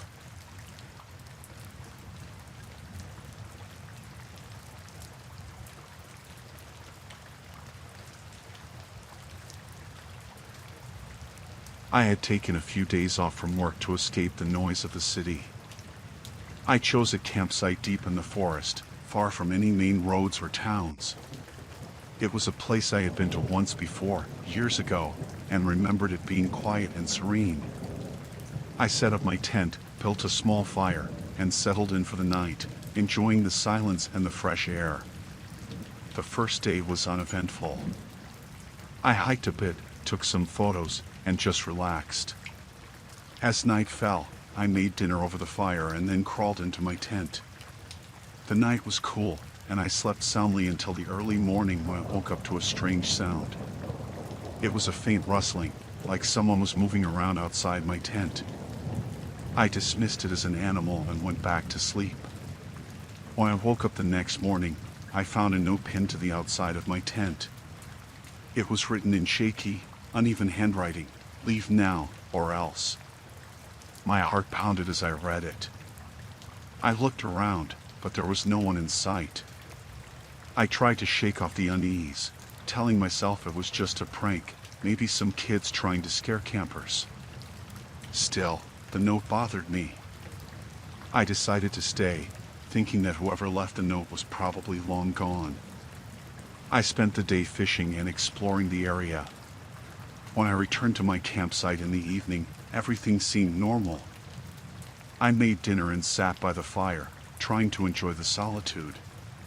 But I couldn't shake the feeling that I was being watched. Every rustle of leaves, every snap of a twig made me jumpy. That night, I barely slept. I kept hearing noises, soft footsteps, and whispers. I told myself it was my imagination, but deep down, I knew something was wrong. The next morning, I found another note. This one was more aggressive. "This is your last warning. Leave or you'll regret it." My hands trembled as I read it. The notes were getting more threatening, and I was starting to feel real fear. I packed up some of my gear, intending to move to a different spot, but as I was loading my car, I saw them. 3 men, standing just at the edge of the clearing, watching me. They were dressed in dark clothes, their faces partially hidden by hoods. I froze, my heart racing. They didn't say anything, just stood there, staring. I decided to confront them. "What do you want?" I shouted, trying to sound braver than I felt. They didn't respond. After a few tense moments, they turned and walked back into the woods. I quickly finished packing and decided to leave. I didn't want to stick around to find out what they had planned. As I drove down the narrow dirt road, I kept looking in the rearview mirror, half expecting them to follow me. After about half an hour, I started to relax. I figured I had scared them off, or they had given up. But then I saw it. Another note, this one taped to a tree right where I had parked my car earlier. I hadn't noticed it before. It simply said, "We warned you." I drove faster, my hands gripping the steering wheel. The road was rough, and my car bounced and rattled. I didn't care, I just wanted to get out of there. I drove until I reached the nearest town. I went straight to the police station and told them everything. The officer on duty listened, but I could tell he didn't believe me.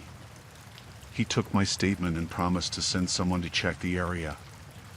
I spent the night in a motel, unable to sleep. Every noise made me jump. I kept thinking about those men, wondering who they were and what they wanted. The next day, I called the police. They told me they had found my campsite, but there was no sign of the men or any notes. They said it was probably a prank, but I knew it was more than that. I decided to cut my trip short and go home. The experience had shaken me more than I wanted to admit. I felt like I was being watched, even in the safety of my own home. It took weeks for me to feel normal again, and even now, I sometimes wake up in the middle of the night, hearing those footsteps, seeing those men in my mind. That weekend was supposed to be a break from reality, a chance to relax and recharge. Instead, it turned into a nightmare.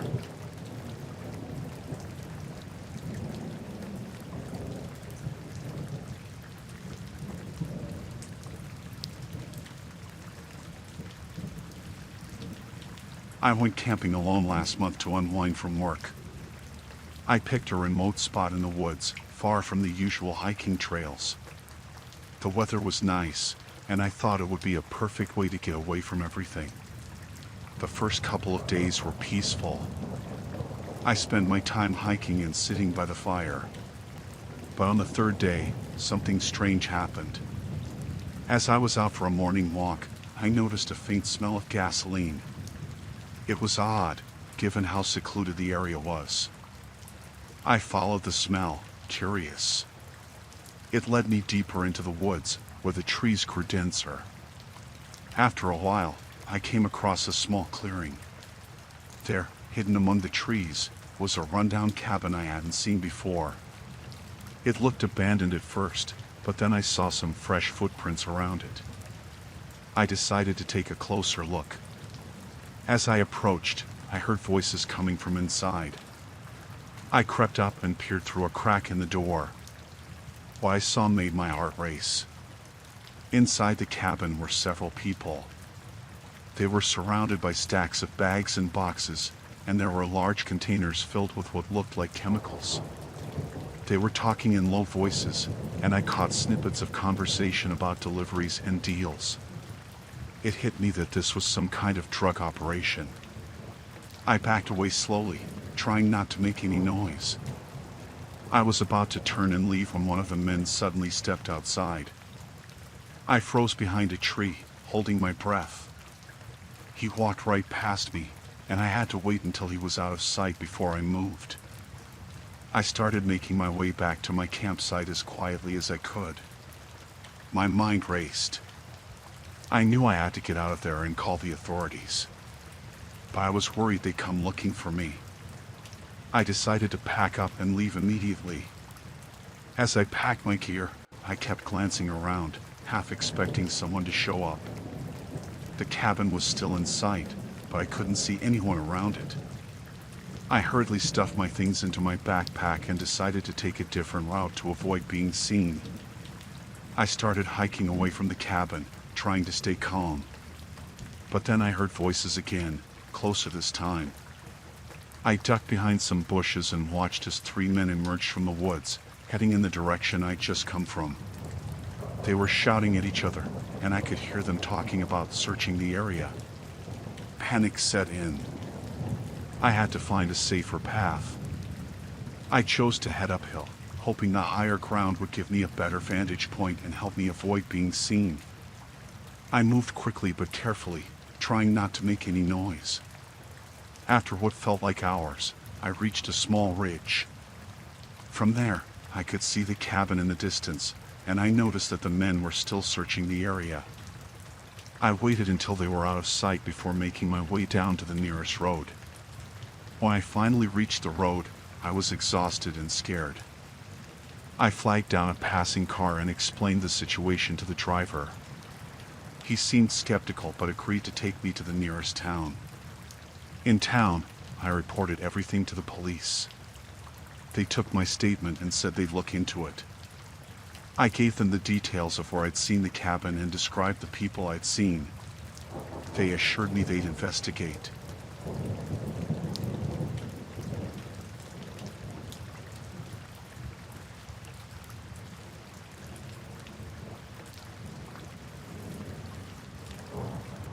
I went camping last month at a remote site I'd never been to before.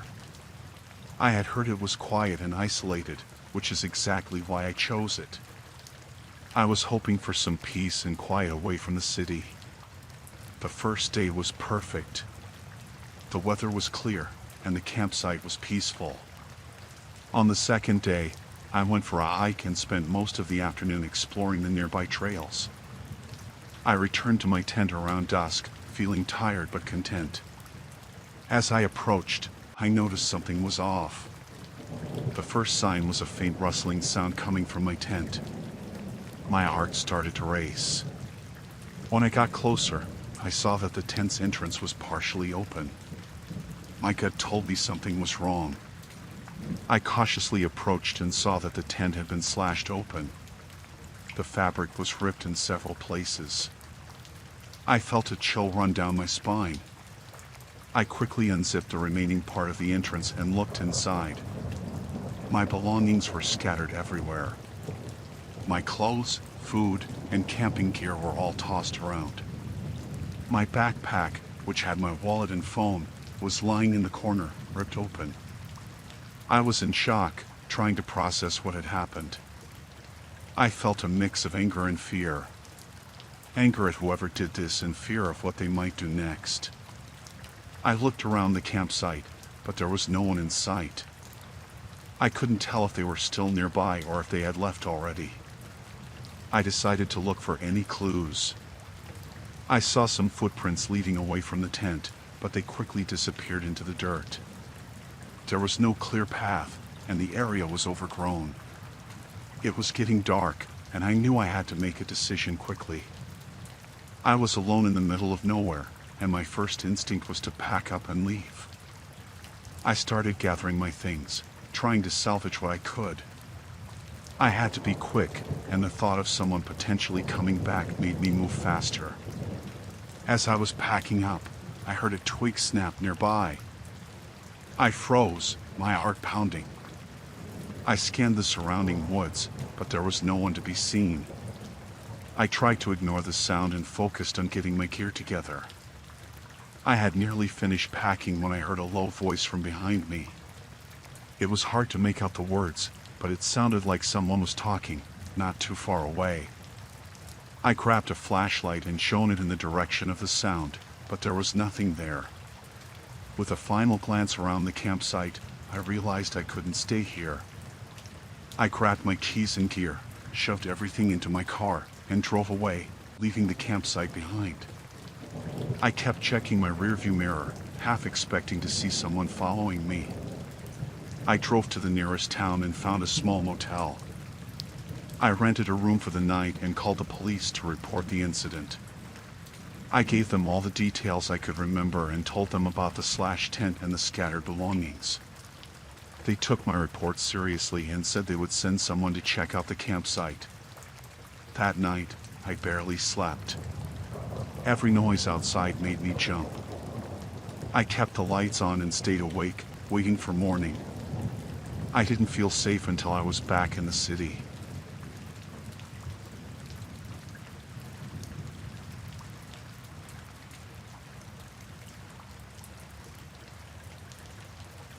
I decided to take a weekend off and go hiking alone in the state park.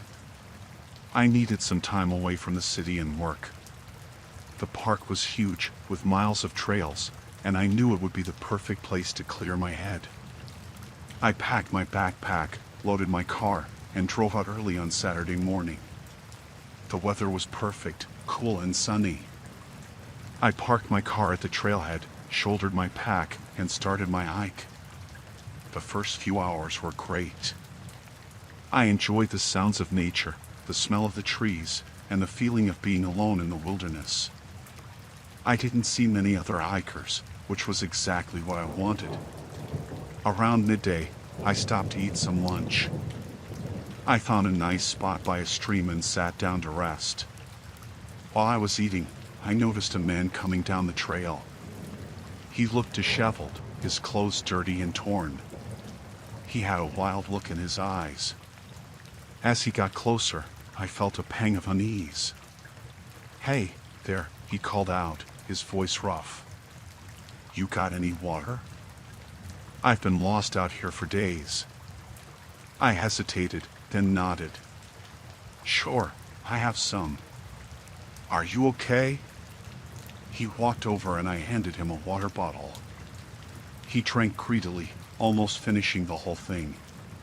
"Thanks," he said, wiping his mouth. "I got separated from my group a few days ago. Been wandering around trying to find my way back."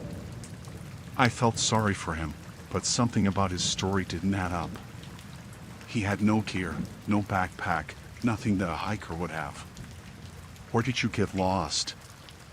I asked, trying to keep my tone casual. "Up near the ridge," he said, pointing vaguely. "I've been trying to head back to the main road." I offered him some food, which he took eagerly. As he ate, I noticed he kept glancing around, almost like he was checking if anyone else was nearby. The feeling of unease grew stronger. "I can show you the way back," I said. "I have a map, and I know these trails pretty well." He looked at me, his eyes narrowing. "That's kind of you, but I'll find my own way. Just needed a bit of rest and some water." Something in his voice made me uneasy. "It's no trouble, really," I insisted. "I'm heading back that way anyway." He stood up, brushing crumbs off his hands. "Thanks for the offer, but I'll be fine." He turned and started walking back the way he came, disappearing into the trees. I watched him go, feeling a chill run down my spine. There was something off about him. I decided to pack up and head back, feeling uneasy about staying out there alone. I put out my fire, shouldered my pack, and started down the trail. About an hour later, I heard rustling in the bushes ahead. I stopped, my heart pounding, and saw the same man step out onto the trail. He looked surprised to see me. "Oh, it's you again," he said, his voice flat. "Yeah," I said, trying to sound casual. "Heading back to my car." He nodded, but his eyes were cold. "Be careful out here. You never know who you might run into." I nodded and walked past him, my skin crawling. As I walked, I kept glancing over my shoulder. I had the feeling he was following me, but every time I looked back, I saw nothing. The sun was starting to set, and I knew I needed to get back to my car before dark. I quickened my pace, my heart racing. The trail seemed to stretch on forever. Every snap of a twig, every rustle of leaves made me jump. I felt like I was being watched, hunted. I pushed myself to keep moving, not daring to stop. Finally, I saw the parking lot through the trees. Relief washed over me.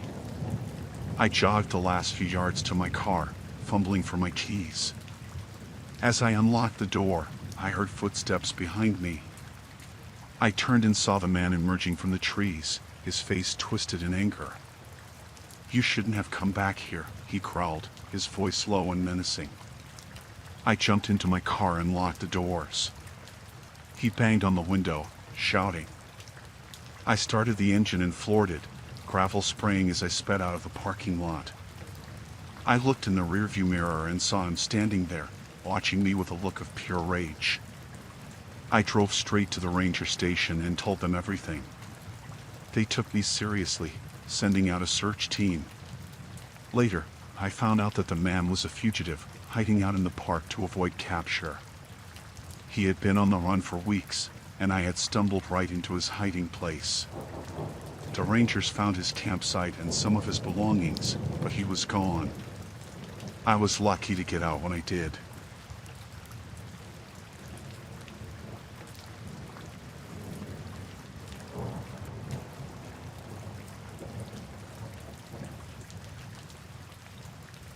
I went camping with my friend Jessica a few weeks ago.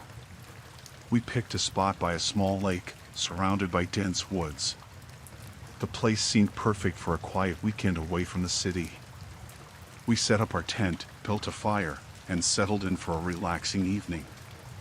Everything was going great until we heard some voices from a distance. At first, we thought it was just other campers. But the voices got closer and closer, and they sounded like they were getting rowdier. Jessica and I tried to ignore it, thinking they'd pass by. But they didn't. Instead, the voices stopped just beyond the edge of our campsite. We saw a group of men standing at the edge of the clearing. They were laughing loudly, drinking, and shouting. It was clear they were pretty drunk. Jessica and I exchanged uneasy glances. We hoped they'd move on soon, but they didn't. After a while, one of them, who looked like the leader, sauntered over to our camp. "Hey there, ladies. Mind if we hang out for a bit?" he asked with a grin. His tone was too casual, too confident. Jessica and I were already uncomfortable, but we tried to be polite. "We'd really prefer some privacy," I said, hoping they'd take the hint. But they didn't. The man just laughed and said, "Come on, we're just here to have some fun. It's not every day we see people camping out here." We tried to ignore them and went back to our campfire. But the men didn't leave. They kept talking loudly, making crude jokes, and occasionally glancing over at us. Their behavior was making both of us increasingly anxious. Then one of the men, who was wearing a leather jacket and seemed even more drunk than the others, staggered over to our camp. "You sure you don't want to join us?" he slurred. He was getting too close for comfort. Jessica and I exchanged worried looks. I said, "We really don't want to socialize. Please leave us alone." The man's face changed. His grin faded, replaced by a scowl. "You think you're too good for us," he snapped. His tone was suddenly threatening. We tried to stay calm. "We're just here to enjoy a quiet night. Please go away," I said firmly. The man didn't take kindly to that. He called out to his friends, who came over and surrounded our campsite. They were all looking at us with a mix of curiosity and hostility. One of the men, who was taller and had a scruffy beard, said, "You two are making a big mistake. We don't take kindly to being ignored." Jessica was visibly shaken. I could see her hands trembling. I felt a knot of fear tightening in my chest. I tried to stay composed and said, "Look, we're just trying to have a peaceful night. We don't want any trouble." But the men didn't listen. They started making physical threats, stepping closer and blocking our way. It was clear they weren't going to leave voluntarily. Jessica tried to reason with them, but it only seemed to make them more aggressive. One of them grabbed a stick from the fire pit and waved it around, making it clear they were willing to use force. I knew we had to do something, and fast. I told Jessica to pack up whatever she could quickly. I grabbed my phone and called the police, whispering the situation as calmly as I could manage. While Jessica packed up our gear, I kept an eye on the men. They were getting more agitated, shouting and jeering. I tried to buy us some time by pretending to be more confident than I felt, hoping they'd back off. It felt like an eternity, but eventually, I heard sirens in the distance. The men seemed to hear them too. Their demeanor changed instantly from aggressive to nervous. They started mumbling and shuffling around. The police arrived, and the men quickly scattered into the woods. The officers checked in with us and took our statements. They said they patrolled the area to make sure the men didn't come back. Once the police left, Jessica and I finished packing up our things. We were both shaken but relieved to be leaving. We drove to a nearby town and stayed in a motel for the rest of the night. The encounter left us both feeling scared and violated.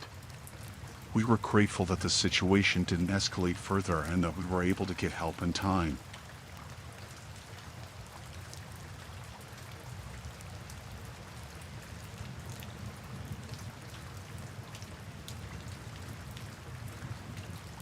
I decided to go for a hike in the woods near my hometown. I always loved the peace and quiet of nature, and I needed a break from the daily grind. It was a nice day, with clear skies and a gentle breeze. I parked my car at the trailhead, grabbed my backpack, and set off down the trail. The first part of the hike was relaxing. I listened to the birds, admired the trees, and let my mind wander. After about an hour, I decided to take a less traveled path that I'd noticed before but never explored. It was narrow and overgrown, but I felt adventurous. As I walked, the trail got more difficult to follow. The brush was thick, and I had to push through branches and tall grass. After a while, I started to regret my decision. It was getting harder to see the trail, and I wasn't sure where it led. But I pressed on, thinking it would eventually loop back to the main path. Suddenly, the ground gave way beneath me. I didn't have time to react. I fell into a pit, landing hard on the dirt floor. Pain shot through my leg, and I cried out. I looked up and saw the sky far above me. The walls of the pit were steep and lined with roots and rocks. I tried to stand, but my leg was throbbing. I realized it might be broken. I looked around the pit and saw something that made my blood run cold. There were wooden spikes sticking out of the walls, hidden by leaves and dirt. This was no accident. Someone had dug this trap on purpose. Panic set in. I tried to climb out, but the pain in my leg was too much. I screamed for help, hoping someone might hear me, but the forest was silent. I was miles from the main trail, and it was unlikely anyone would come this way. Hours passed, and the sun started to set. I was hungry, thirsty, and terrified. I knew I had to get out before nightfall. I tore a piece of fabric from my shirt and tied it around my leg, hoping it would help. Then I tried again to climb, using the roots for support. I managed to get a few feet off the ground, but the pain was unbearable. I slipped and fell back into the pit. Despair washed over me. I didn't know what to do. As the light faded, I heard something that made my heart pound. Footsteps, slow and deliberate, coming closer. I held my breath, straining to hear. The footsteps stopped at the edge of the pit. I looked up and saw a figure standing there, silhouetted against the darkening sky. I couldn't see their face, but I felt their eyes on me. Help! I called out, my voice trembling. Please, help me. The figure didn't move. They just stood there, watching. Then they spoke, their voice cold and emotionless. You shouldn't have come here. Please, I begged. I'm hurt. I need help. The figure crouched down, and I saw their face. It was a man, his expression hard and unfeeling. This is my land, he said. I don't like trespassers. I felt a surge of fear. This man had set the trap, and he had no intention of helping me. I didn't know, I said. I'm sorry. Just let me go, please. He shook his head. I can't do that. You've seen too much. My mind raced, trying to think of a way out. I won't tell anyone, I promised. I just want to go home. He stood up and walked away, leaving me in the pit. I screamed after him, but he didn't turn back. Darkness fell, and I was alone, trapped and helpless. I tried to stay calm, but the fear and pain were overwhelming. I don't know how long I was there, but eventually, exhaustion took over. I fell into a fitful sleep, haunted by nightmares. When I woke, the sun was rising. My throat was dry, and my leg was swollen and throbbing. I knew I couldn't stay there. I had to get out, somehow. I forced myself to stand, gritting my teeth against the pain. I grabbed a root and started to climb, inch by inch. My hands were raw and bleeding, but I didn't stop. It felt like an eternity, but finally, I reached the top. I pulled myself over the edge and collapsed on the ground, gasping for breath. I knew I couldn't rest. I had to get away from there, fast. I crawled through the brush, trying to stay hidden. Every sound made me jump, but I didn't see the man. I didn't know if he was watching, but I couldn't take any chances. I made my way back to the main trail, each step agony. When I finally saw the trailhead in my car, I almost cried with relief. I got in and drove to the nearest town, my mind racing. I went to the hospital, where they treated my leg and hands. I told the police what happened, but they didn't find the man. I don't know if they even looked. They said it was probably just an accident, but I knew better.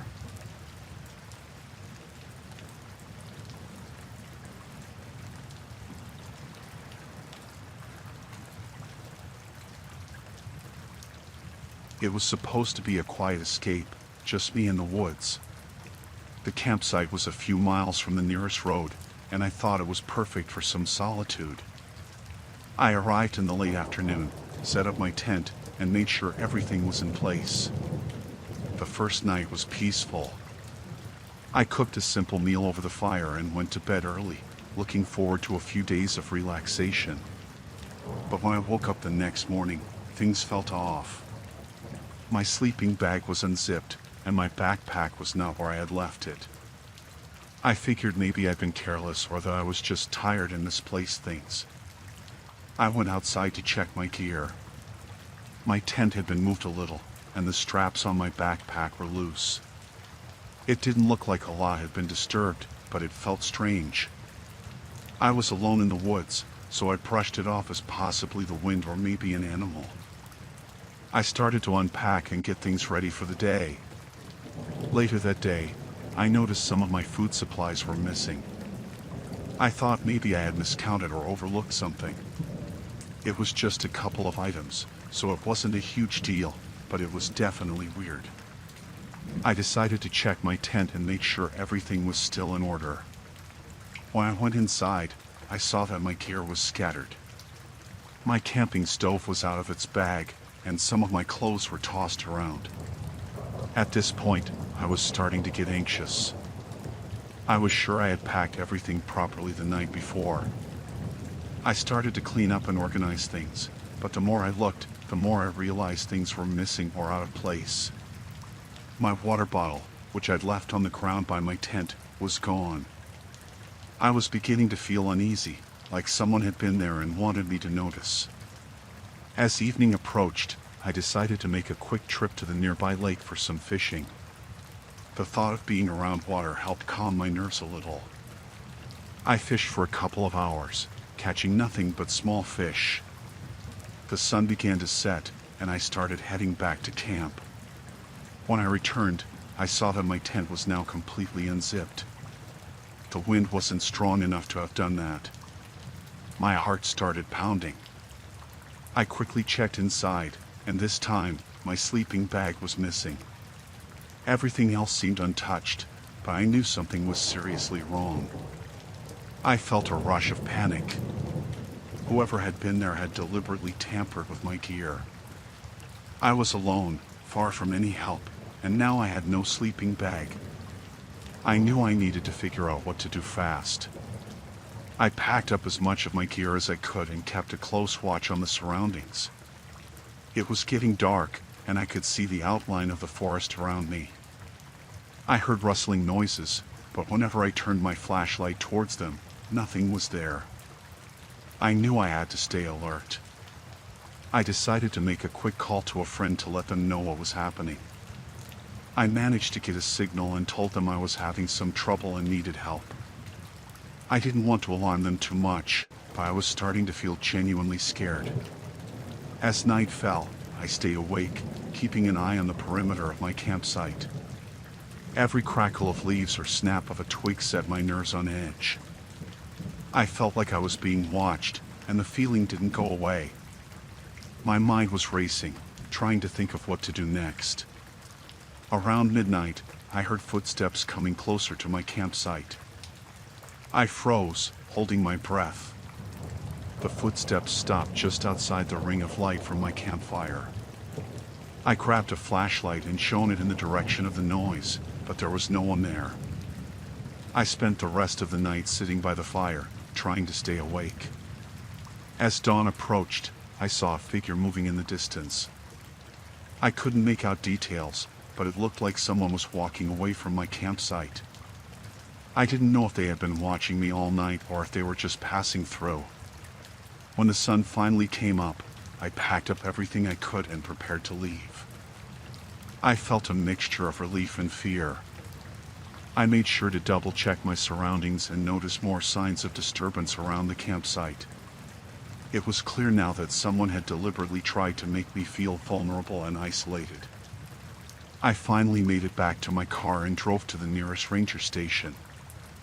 I reported everything that had happened. They took my report seriously and promised to send someone out to check the area. I never did find out who had tampered with my gear or why, but I was grateful to be out of the woods and safe. That experience left me shaken.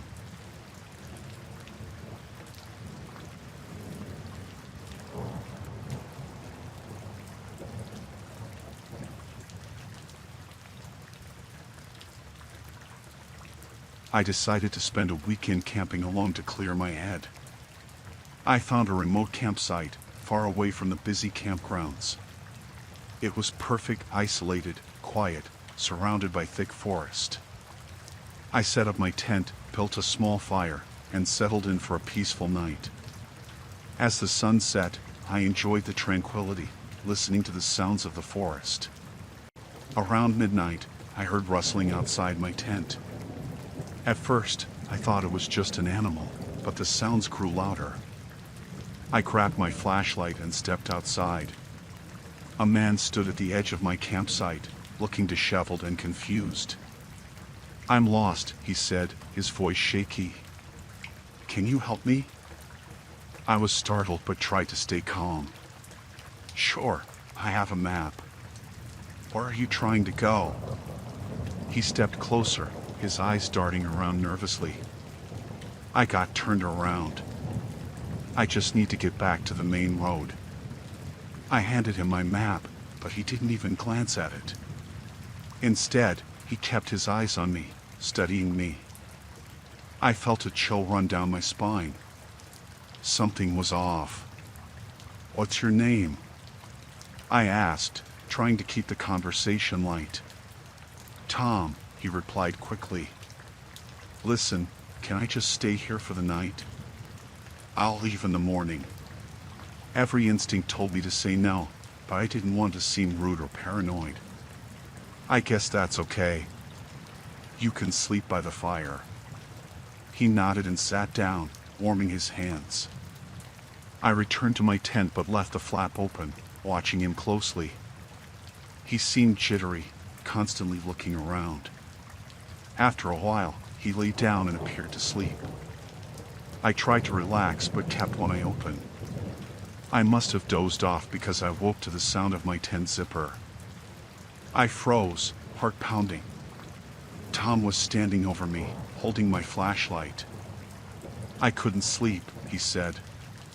"Can I get some water?" I handed him my water bottle, my hand shaking. He took it and stepped outside.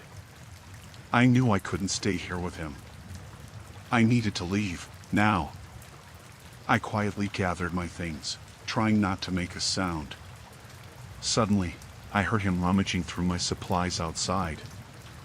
I peeked out and saw him holding my knife. "Tom, what are you doing?" I asked, trying to keep my voice steady. He turned to me, a sinister smile on his face. "You know, it's not safe out here alone. You never know who you might run into." My blood ran cold. "I think you should leave," I said, trying to sound firm. He took a step towards me, and I backed into my tent. "I don't think I will," he said.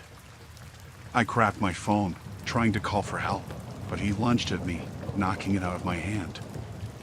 I scrambled to get away, but he grabbed my arm, his grip tight. "Don't fight," he hissed.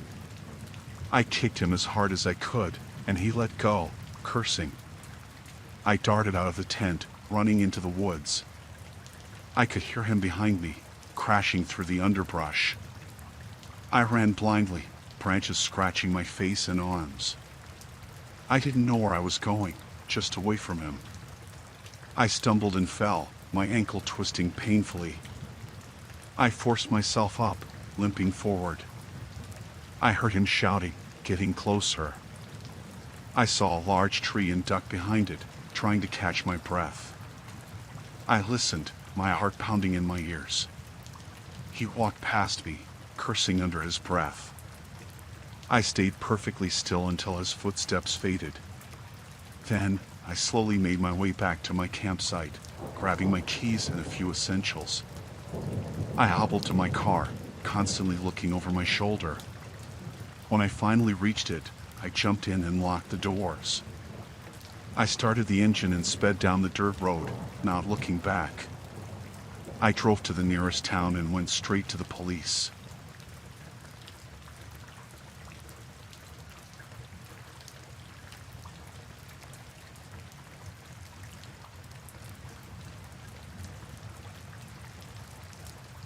My brother Mike and I decided to spend a couple of days hiking in the woods.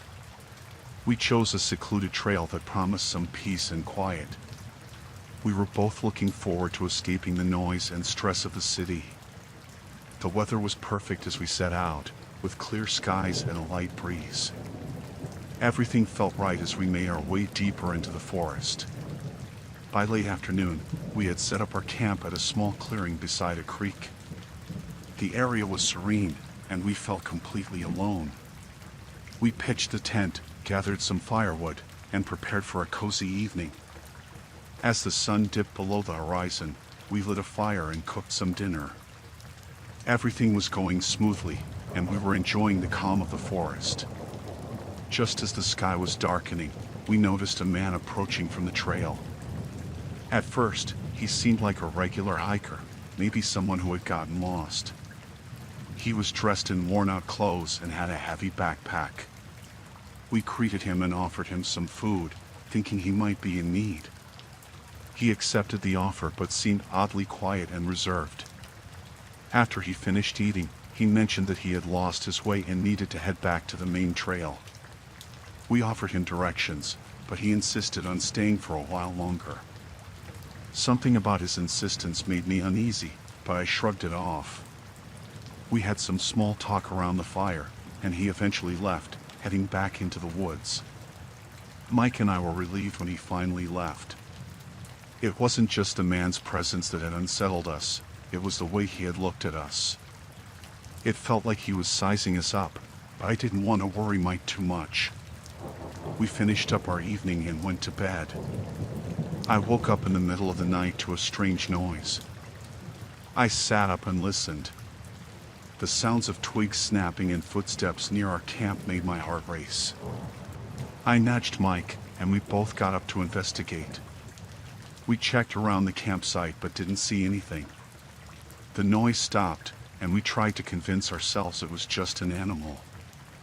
The next morning, we decided to pack up and move to another spot, thinking maybe we'd be better off further along the trail. As we were packing, I noticed some broken branches and disturbed ground near our campsite. It looked like someone had been wandering around our site recently, but there was no sign of the man from the night before. We started hiking again, trying to put the uneasy feeling behind us. About an hour into our hike, we noticed a figure following us. At first, I thought it was just another hiker, but as we continued, it became clear that the person was keeping pace with us. I tried to shake it off, thinking it was just a coincidence. When we stopped for a break, the figure stopped too.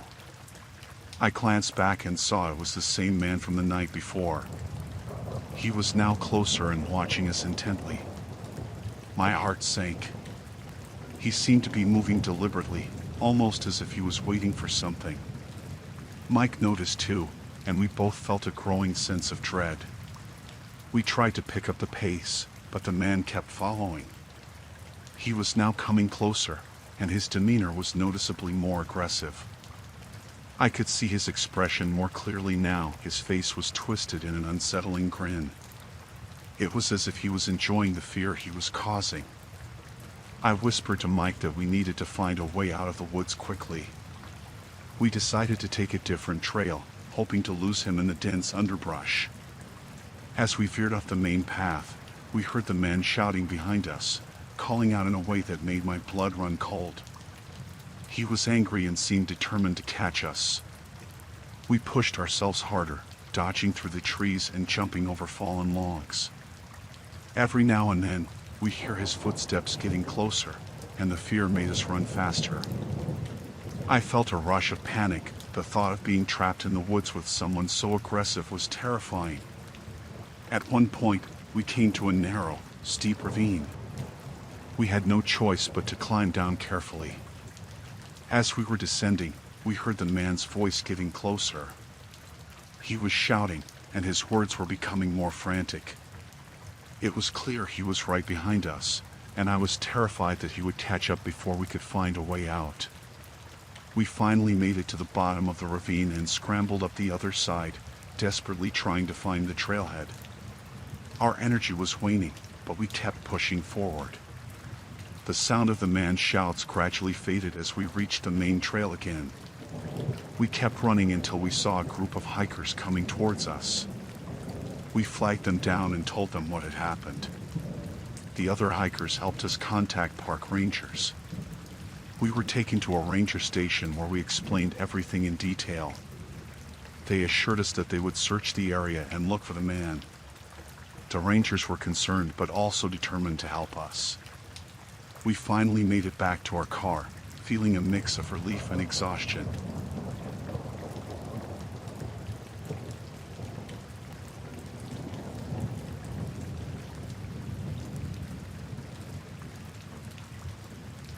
A few months ago, I decided to take a solo hiking trip in a remote forest area I had read about. I was looking for some peace and a chance to clear my head. Everything started off well. The trail was beautiful, the weather was clear, and I was enjoying the solitude. I had planned to spend 2 days in the woods, camping overnight. By midday, I had hiked several miles and decided to take a break. I found a small clearing near a stream and set up my tent. I ate lunch and relaxed for a bit. The forest was quiet, and I felt completely at ease.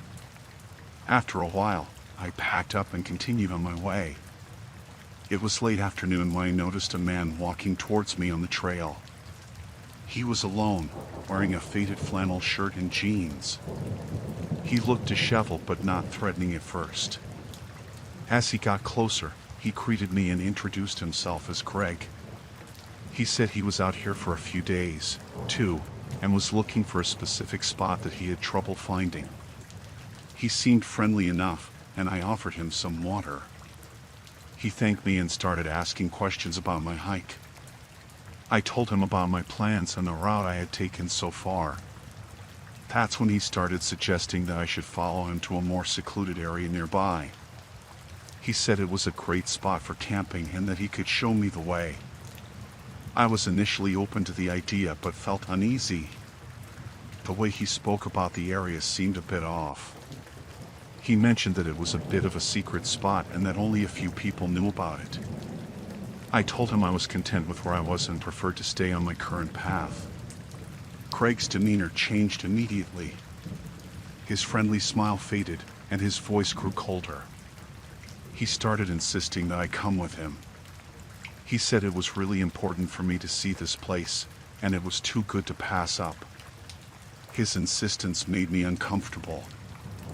I started feeling like I was being pressured, and that's when I realized something was wrong. I told him again that I was fine where I was and had no interest in changing my plans. That's when Greg's attitude shifted from persuasive to hostile.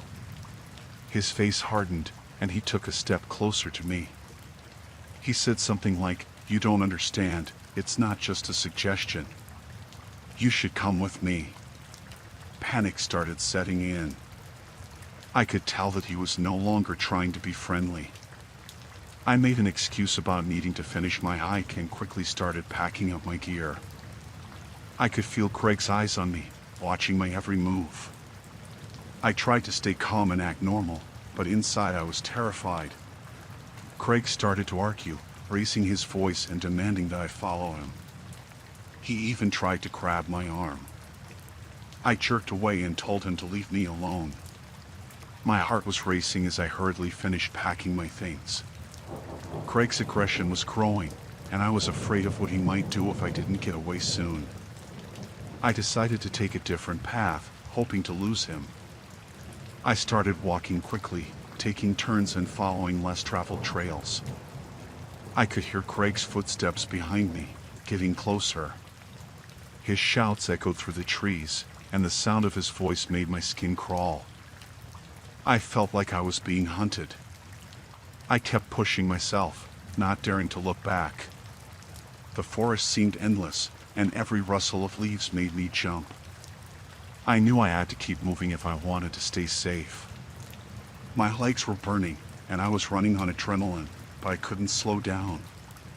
Eventually, I saw a sign indicating that I was nearing a more popular part of the trail.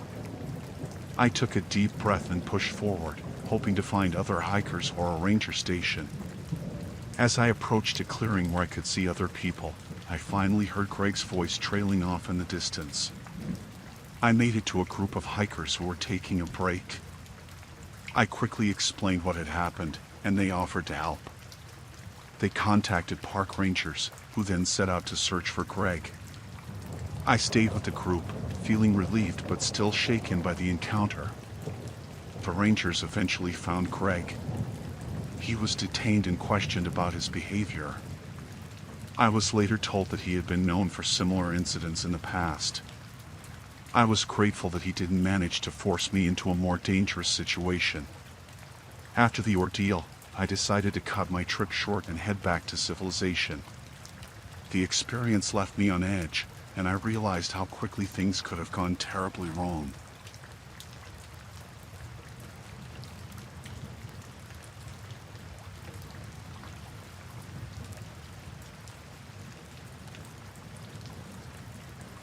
My friends and I decided to go camping for a weekend getaway. We picked a spot in a remote part of the national park, far from the usual tourist trails. It was supposed to be a relaxing break from our busy lives. We arrived at our campsite on Friday evening, set up our tents, and made a campfire. It was a beautiful night, clear skies and a gentle breeze. We roasted marshmallows and talked about old times. Everything felt perfect until around midnight when we heard voices in the distance. At first, we thought it was just other campers. The park is big, but it's not uncommon to hear people talking late into the night. The voices grew louder, and we realized they were coming closer. We didn't think much of it, assuming they were just out for a walk. But then we heard them laughing and shouting, and it sounded like they were getting nearer. By the time the voices were almost at our campsite, we felt uneasy. We had heard of people causing trouble in the park, but we didn't expect it to happen to us. We decided to stay quiet and hope they would pass by without noticing us. The voices stopped right outside our campsite. We could hear footsteps moving around, and then one of the men called out, "Hey, we know you're in there. We just want to talk." The tone was casual, but there was something off about it. We hesitated but decided it was best to be polite. We called back, saying we were just camping and didn't want any trouble. The man didn't respond immediately, but we heard murmuring and more footsteps. Then, suddenly, there were several people standing at the edge of our camp. They were a group of men, probably in their late 20s or early 30s, and they were not dressed for hiking or camping. They looked like they had been hanging out in town, not the woods. One of the men, who seemed to be the leader, said, "We heard you were here alone. We just want to make sure everything's all right. Mind if we hang out for a while?" We told them we were fine and wanted to enjoy our own space. The leader seemed to accept this for a moment, but then he said, "Well, it's late, and it's not safe for you to be alone out here. How about you come with us? We've got a safer place not too far from here. We were all uncomfortable with the idea. It was clear they weren't just being friendly. We firmly said no, and that we had planned to stay put. The men exchanged glances, and that's when things started to get tense. The leader's tone turned more aggressive. Look, it's not a request. It's better if you come with us. You don't want to stay here alone. His eyes were cold, and I could see the other men starting to move closer to our tents. Panic set in. We realized they weren't going to take no for an answer. We decided to call the police, but when we reached for our phones, we noticed that the signal was gone. It was as if they were blocking our access to help. One of my friends, Jake, tried to reason with them. He said, "We don't need your help. We're fine here. Please just leave us alone." But the leader's expression didn't change. He looked more menacing now. The men started making threats. "You're not in a position to argue. We're here, and you're coming with us." They began to move closer to the tents, and we could see that they were carrying knives and tools that made us nervous. Desperation kicked in. We decided to grab our things and try to find another way out. We quickly packed up our essentials and planned to leave through the back of our campsite, hoping they wouldn't see us. As we moved quietly through the trees, we heard them talking and arguing among themselves. We followed a narrow path, trying to stay as quiet as possible. The moonlight barely illuminated the trail, making it hard to see. Just as we thought we were making progress, we heard a loud shout from behind us. One of the men had spotted us. The shouting turned into a chase. We ran faster, stumbling over roots and branches. My heart was pounding, and I could hear the men getting closer. We reached a small clearing and saw headlights in the distance. We ran towards the lights, hoping it was someone who could help us. It was a park ranger's truck. We waved frantically, and the ranger stopped, quickly realizing we were in trouble. We told the ranger everything that happened, and he called for backup. The ranger led us to a safe spot while the backup team went to confront the men. We could see their flashlights moving through the trees, and we hoped they would find the men and prevent them from causing any more trouble. After what felt like hours, the ranger came back and assured us that the men had been detained. We were finally safe. The ranger helped us pack up and escorted us back to our car. We left the campsite and decided to head home. The experience left us all shaken, and we couldn't believe how quickly things had escalated. We were thankful for the ranger's help and relieved to be out of danger. Looking back, I realized how vulnerable we were. It's a terrifying reminder of how important it is to trust your instincts and be aware of your surroundings, especially when you're alone in the woods.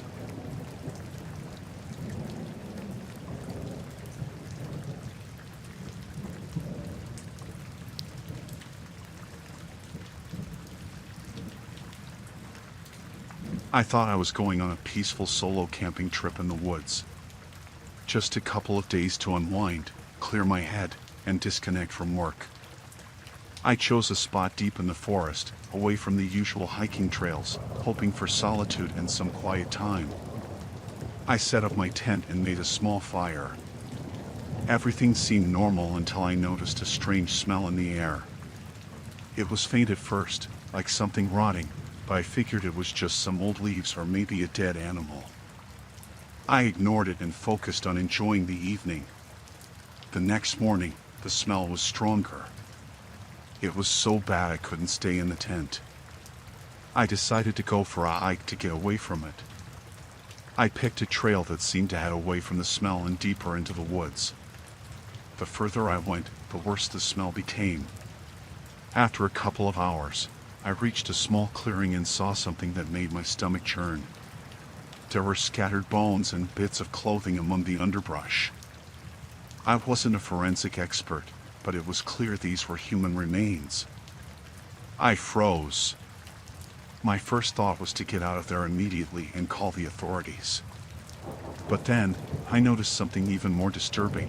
Some of the bones still had scraps of skin on them, like they had been left here recently.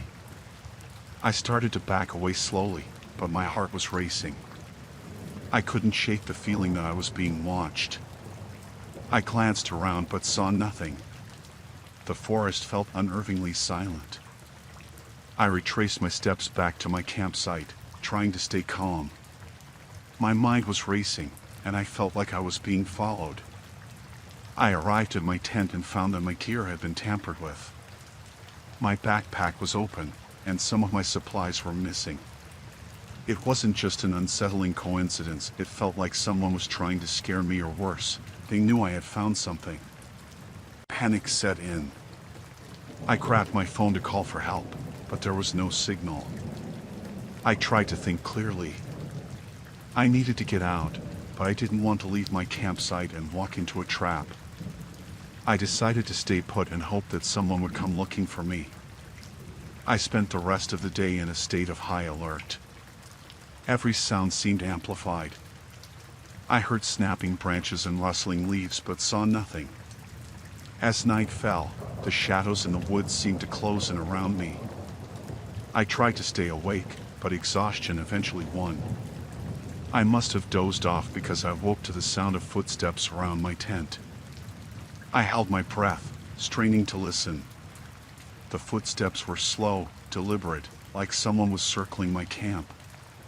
I grabbed a flashlight and unzipped the tent just enough to peek outside.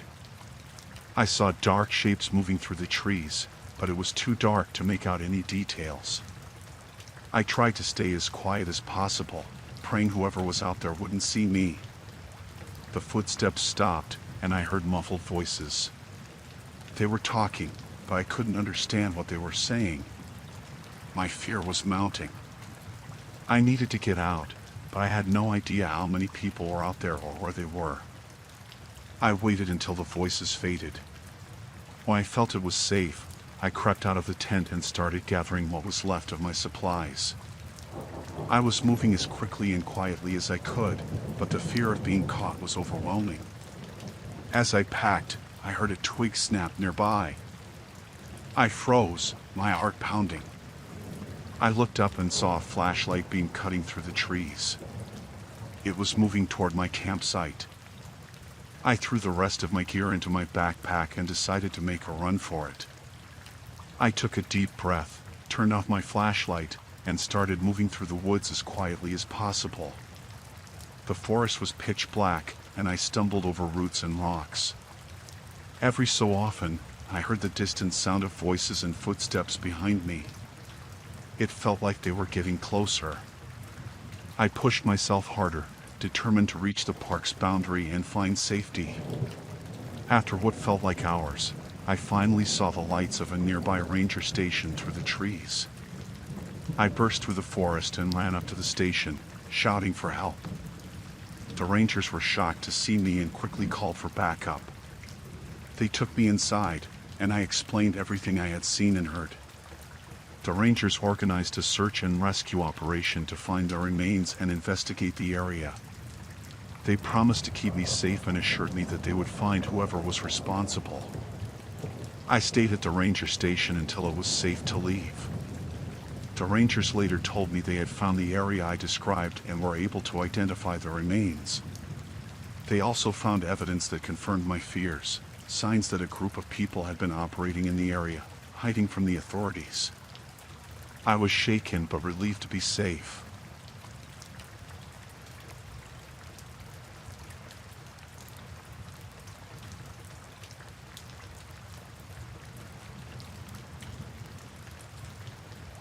I had been looking forward to my camping trip for weeks. I needed some time away from the hustle of daily life and thought a quiet weekend in the woods would be perfect.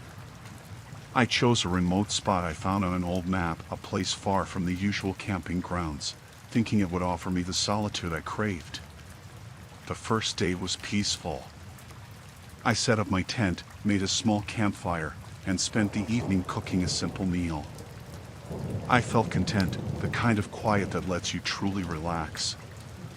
I put my ID, wallet, and phone in a secure spot inside my tent before heading to bed. I woke up the next morning to the sound of rustling outside. At first, I thought it was an animal, maybe a raccoon. I shrugged it off and went back to sleep. When I got up, I noticed the tent was slightly open. I thought I must have not zipped it up all the way the night before. It didn't occur to me that someone might have been tampering with it. I made coffee and sat by the fire, enjoying the fresh morning air. As I was unpacking my gear to make breakfast, I realized something was wrong. My ID and wallet were missing. Panic set in immediately. My phone was also gone, which made things even worse. I checked the area around my tent for any sign of the missing items, but they were nowhere to be found. I felt a sinking dread in my stomach as I realized that whoever took my stuff could still be around. I was alone, with no way to call for help. I decided to walk to a nearby ranger station, hoping to find someone who could help me. The trail to the station was supposed to be about a half-hour walk, but I had no idea how far it was. The thought of someone having taken my belongings and potentially knowing I was alone in the woods made the situation even scarier. As I walked, I kept looking over my shoulder. Every crack of a twig or rustle of leaves made me jump. I tried to stay calm and keep a steady pace, but my heart was racing. The forest, once calming, now felt suffocating. After what seemed like forever, I finally reached the ranger station, only to find it empty. The door was locked, and there was no sign of anyone around. I banged on the door and shouted, but there was no response. I was becoming increasingly desperate. I noticed a small phone on the outside of the building, used for emergency calls. I tried to use it, but it was broken. My sense of isolation grew stronger. I felt like I was trapped, with no way to get in touch with anyone. With no other options, I decided to return to my campsite. I hoped that maybe I had overlooked my belongings, or that someone might show up who could help me. The thought of spending another night alone without any means of calling for help was terrifying. When I got back to the campsite, I was relieved to find my tent still intact. It seemed like no one had been there since I left. I searched the area once more, but my ID and wallet were still missing. I realized that whoever took them had likely left by now, but the fear that they might return lingered. I tried to make the best of the situation. I gathered some firewood and made another small fire. I knew I had to stay alert and keep my wits about me. With no phone, my only way to signal for help was the smoke from my fire, but I wasn't sure if anyone would see it.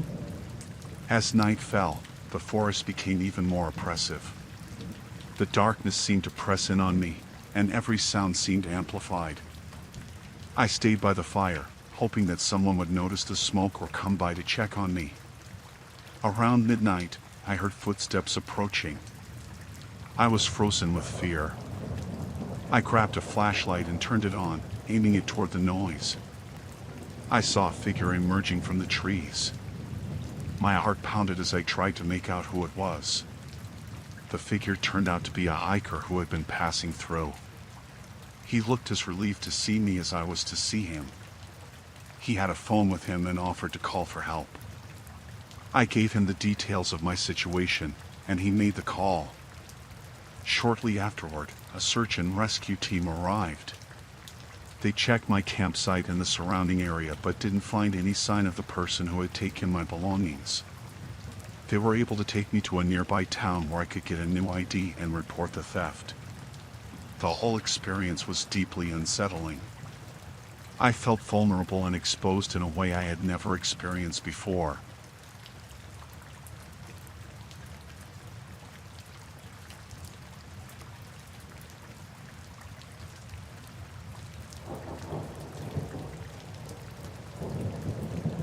I had set out for a solo camping trip deep in the woods to clear my head. I chose a remote spot that I thought would be perfect for some quiet reflection. The campsite was miles away from the nearest trailhead, tucked away in a dense part of the forest where few people ventured. The first day was peaceful. I set up my tent, gathered some firewood, and enjoyed a simple meal cooked over the campfire.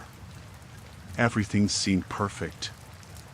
I made sure to store my food properly and filled up my water bottles from a nearby stream. I always boiled the water to be safe, and everything seemed to be in order. That night, as I lay in my tent, I heard some faint noises outside. It wasn't unusual for animals to be around, so I didn't think much of it. I tried to ignore the sounds and drifted off to sleep. The next morning, I woke up feeling unusually thirsty. I reached for my water bottle and took a big gulp. Almost immediately, my stomach felt unsettled. I brushed it off as maybe just a little too much coffee the day before and decided to go for a hike to get some fresh air. While hiking, I began to feel worse. My stomach was churning and I had a headache. I thought it was just a bug, but the symptoms kept getting worse. I went back to my campsite and saw my water bottles. One of them was lying on its side, and the cap was off. I must have forgotten to screw it on properly, I thought. I poured myself a fresh drink from the bottle, but this time it tasted strange. There was a weird, almost chemical aftertaste that made me hesitate. I took a small sip and felt a rush of nausea. That's when I started to really worry. I checked the other bottle and noticed it was also open, with the water level much lower than it should have been. My stomach was now in knots, and my anxiety shot up. I took a closer look at the bottle and saw tiny flecks of something floating in the water. It was then that the horrifying realization dawned on me. Someone had tampered with my water. My first thought was to find out who could have done this and why. I searched the area around my campsite but found nothing unusual. My backpack and gear were untouched. I felt a growing sense of dread. I was alone, with no phone reception, and someone was clearly trying to harm me. My immediate priority was to get as far away from the campsite as I could. I packed up my things quickly, my hands shaking as I tried to gather my belongings. I knew I needed to leave before whoever did this came back. As I was packing, I saw something out of the corner of my eye, a shadowy figure moving through the trees. I froze, my heart pounding. I quickly ducked behind a large boulder and watched as the figure moved closer to my campsite. The figure was too far away to make out any details, but I could tell it was a man. I waited until he was out of sight before I quickly finished packing. Every sound in the forest seemed amplified. Every snap of a twig or rustle of leaves made me jump. I managed to get everything together and started making my way back toward the trailhead, keeping a sharp lookout for any sign of a man. The forest, once a serene escape, now felt like a labyrinth of danger. I was exhausted and scared, but I knew I had to keep moving. My stomach was still unsettled, and I felt weak, but I pressed on. As I walked, I couldn't shake the feeling that I was being followed. I kept glancing behind me, but I never saw anyone. The sense of being watched was unbearable, and I began to worry that I might not make it out of the woods safely. Hours later, I finally reached the trailhead. My legs were trembling, and I felt on the verge of collapse. I flagged down a passing hiker and explained my situation. He was kind enough to give me a ride to the nearest town where I could call for help and get medical attention. At the town, I reported the incident to the local authorities. They took a report and sent a team to investigate the area. I didn't stick around to hear the outcome. I was too shaken and needed to get home.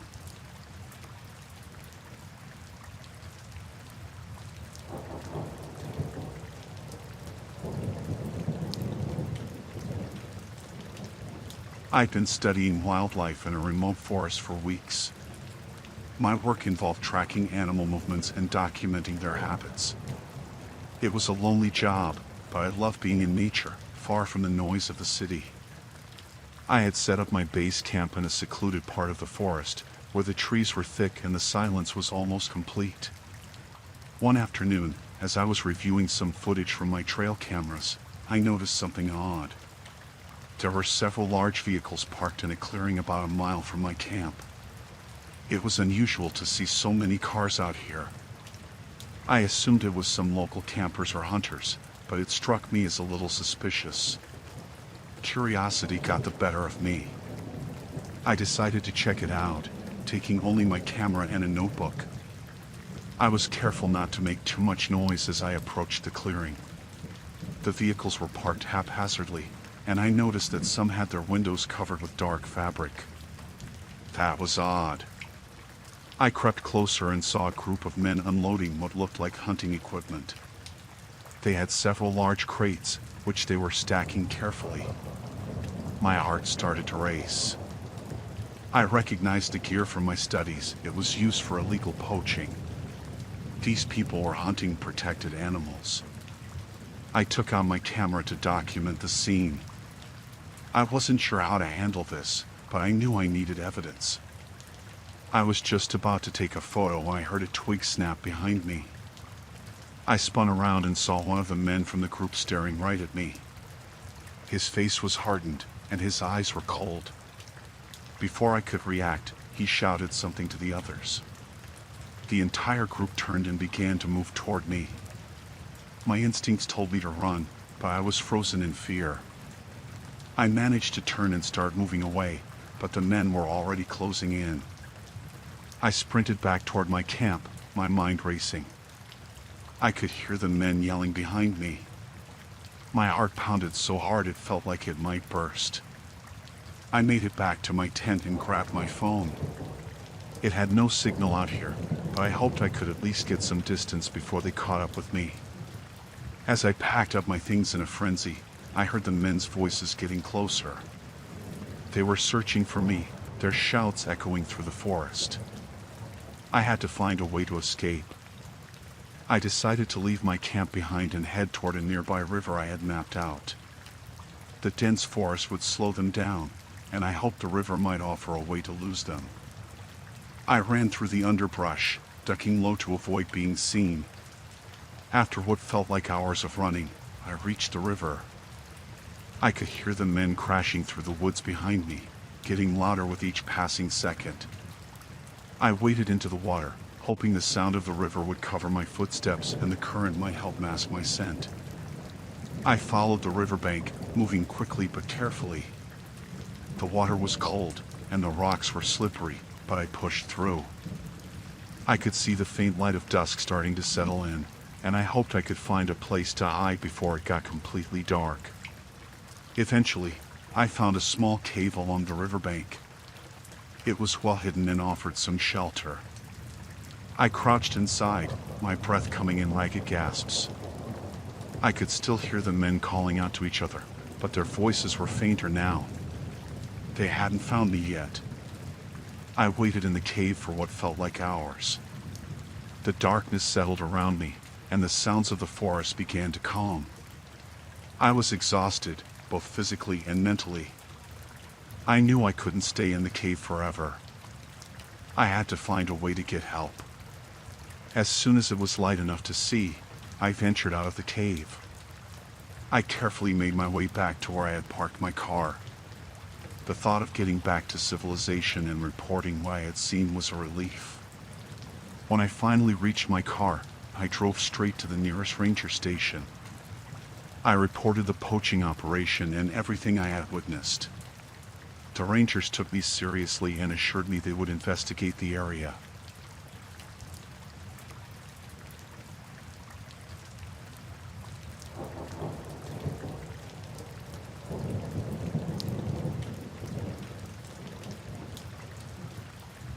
Last fall, I went on a solo retreat in the woods of Maine. I needed a break from work and life in general. I found this cabin online, secluded and surrounded by trees. It sounded perfect. I packed my things and drove up there, excited to have some peace and quiet. The first few days were great. I hiked, read books, and just enjoyed being away from everything. The air was crisp, and the colors of the leaves were beautiful. It felt like I was in another world. I didn't see anyone else around, which was exactly what I wanted. One morning, I decided to take a longer hike. I packed some snacks and water and headed out. I walked for hours, losing myself in the beauty of the forest. As the sun started to set, I realized I should head back. I took a different path, hoping it would lead me back to the cabin faster. That's when I stumbled upon them. At first, I heard voices and the sound of something heavy being dragged. I crept closer, staying hidden behind the trees. I saw a group of men, maybe 5 or 6, dressed in camouflage. They were dragging a deer, but something looked off. They were using these weird traps, brutal and illegal from what I could tell. I stepped on a twig, and the sound was loud in the quiet woods. One of the men looked up and saw me. My heart pounded as I turned and ran. I could hear them shouting behind me, and the sound of their boots crashing through the underbrush. I ran blindly, branches scratching my face and arms. I didn't know where I was going, just that I needed to get away. I could still hear them, getting closer. Panic set in. I spotted a small cave and dove inside, pressing myself against the cold, damp wall. I held my breath as I heard them approach. They were cursing and arguing about which way I went. One of them said something about not letting me get away, that I'd seen too much. They searched for what felt like forever, but eventually, their voices faded. I stayed hidden until I was sure they were gone. My mind raced with fear. I had to get back to the cabin, but I was lost. I waited until it was completely dark, then crept out of the cave. The forest was silent except for the occasional rustle of leaves. I tried to use the stars to navigate, but it was no use. I was disoriented and terrified. I walked for hours, jumping at every sound. Just when I thought I couldn't go on, I saw the faint glow of my cabin's lights through the trees. Relief washed over me as I stumbled towards it. Inside, I locked the door and closed all the curtains. My hands were shaking as I tried to think. I needed to call for help, but there was no cell service out here. I had to wait until morning to drive to town. I didn't sleep that night. Every noise made me jump. At dawn, I packed my things as quickly as I could. I got in my car and drove away, my eyes darting to the rearview mirror the whole time. The drive to town felt like it took forever, but I finally reached a place with cell service and called the authorities. I told them everything. They said they'd send someone to investigate, but I don't know if they ever did.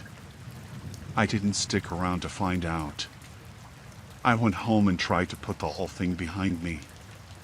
Even now, months later, I can't shake the fear. I keep thinking about those men and their traps, and what could have happened if they caught me. I haven't gone back to the woods since, and I don't think I ever will. The peace and quiet I wanted so badly turned into a nightmare I can't forget.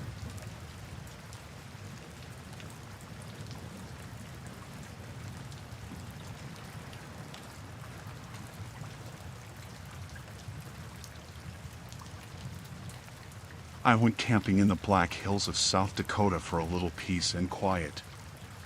I found a nice spot in a clearing, set up my tent, and got a fire going. The forest was calm, and I felt relaxed, ready for a good night under the stars. As evening turned to night, I heard the distant hum of ATV engines. It was annoying but not too close, so I tried to ignore it. After an hour or so, the noise got louder. I saw the lights of the ATVs approaching my camp. 4 riders pulled up, their engines loud and their laughter even louder. I felt uneasy but tried to stay calm. They stopped near my tent, and one of them, a tall guy with a bandana, got off his ATV and walked over. He looked at me, sizing me up. "Nice spot you got here," he said, smirking. "Thanks," I replied, trying to sound friendly. "Just here for a quiet weekend." The others joined him, their eyes scanning my gear. One of them kicked at my tent peg, laughing. I felt a knot forming in my stomach. They weren't just being noisy, they were looking for trouble. "Got any beer?" another one asked, a big guy with a leather jacket. "No, I didn't bring any," I lied. I had a couple in my cooler, but I didn't want to give them any reason to stick around. "Too bad," the tall guy said. "Guess we'll just hang out here for a while then." He sat on a rock near my fire, making himself at home.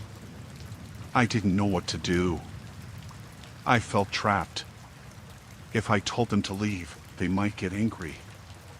If I did nothing, they might decide to stay and cause more trouble. They talked loudly among themselves, making crude jokes and comments. Every now and then, one of them would glance my way, grinning. I pretended to be busy with my fire, but my mind was racing, trying to think of a way to get them to leave without escalating things. After a while, the big guy got up and started rummaging through my stuff. "Hey!" I shouted, unable to stay quiet any longer. "Leave my gear alone." He looked at me, surprised that I'd spoken up, then laughed. "We're just having a look," he said, throwing my backpack to the ground. I felt anger rising but tried to keep it in check. "Please, just leave my stuff alone," I said, my voice shaking. The tall guy stood up and walked over to me, getting in my face. "You got a problem?" he asked, his eyes cold. I took a step back, my heart pounding. "No problem," I said, trying to keep my voice steady. "Just want to be left alone." He stared at me for a moment, then turned back to his friends. "Let's go," he said, much to my surprise. "This place is boring anyway." Relief washed over me as they got back on their ATVs. But just as they were about to leave, the big guy grabbed a stick from the fire and threw it at my tent, setting it ablaze. They roared with laughter as they sped off into the night. I quickly grabbed my water bottle and tried to put out the fire, but the tent was already ruined. I managed to stop it from spreading, but my gear was a mess. I felt a mix of relief and anger. They were gone, but they'd left me in a bad spot. I spent the next hour cleaning up the mess and salvaging what I could. The forest was silent again, but the peace I'd felt earlier was shattered. I kept looking around, worried they might come back. I decided it wasn't safe to stay there. I packed up what was left of my gear and started hiking back to my car. The darkness and the sounds of the forest felt more threatening now. Every rustle of leaves made me jump. I finally reached my car just before dawn, exhausted and shaken. I threw my stuff in the back and got in, locking the doors. As I drove away, I kept looking in the rearview mirror, half expecting to see the ATVs behind me. When I got home, I reported the incident to the local ranger station. They took my statement and promised to look into it. I don't know if they ever found those guys, but I knew I wouldn't be camping alone in the Black Hills again.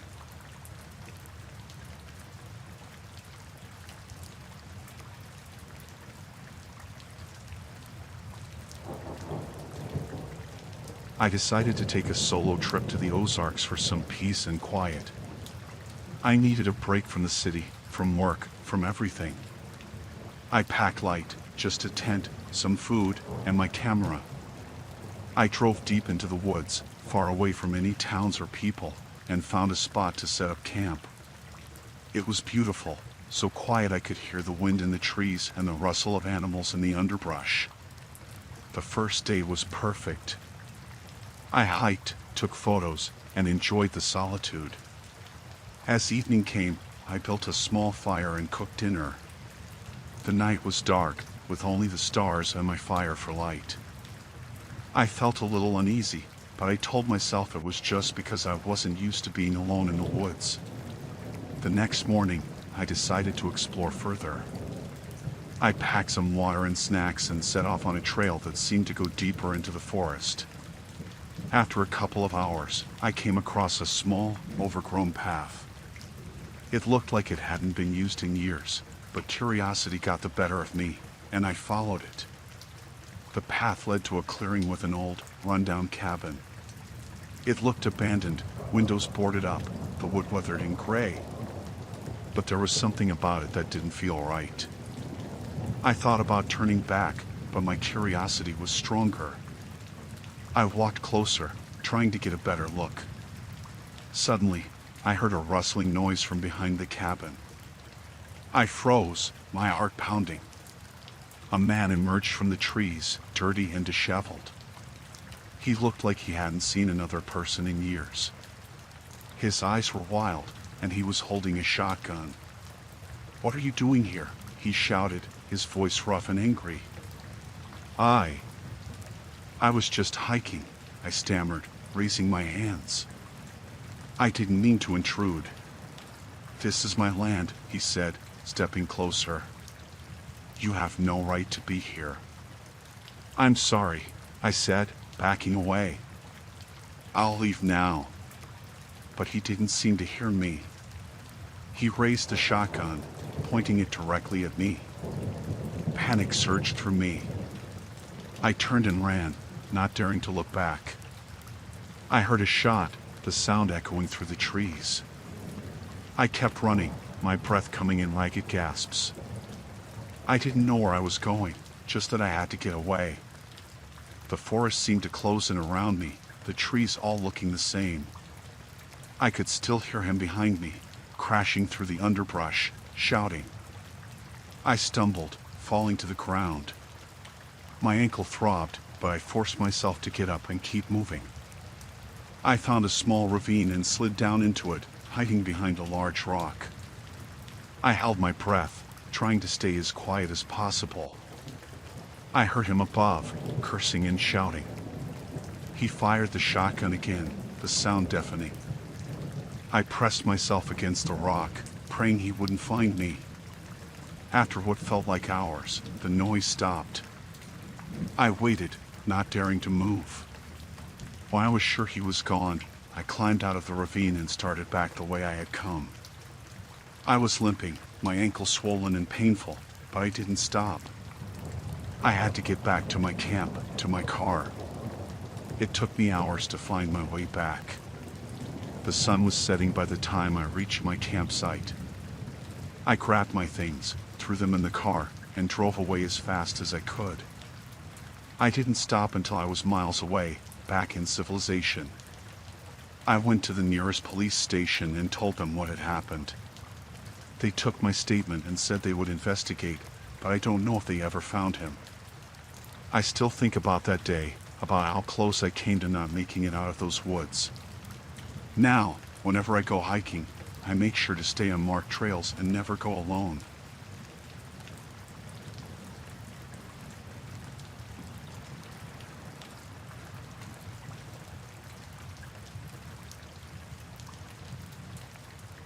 I decided to camp alone in the Smoky Mountains. I wanted some time away from everything, a break from the noise and the stress. I picked a spot deep in the forest, far from any trails or other campers. It was perfect, just me and nature.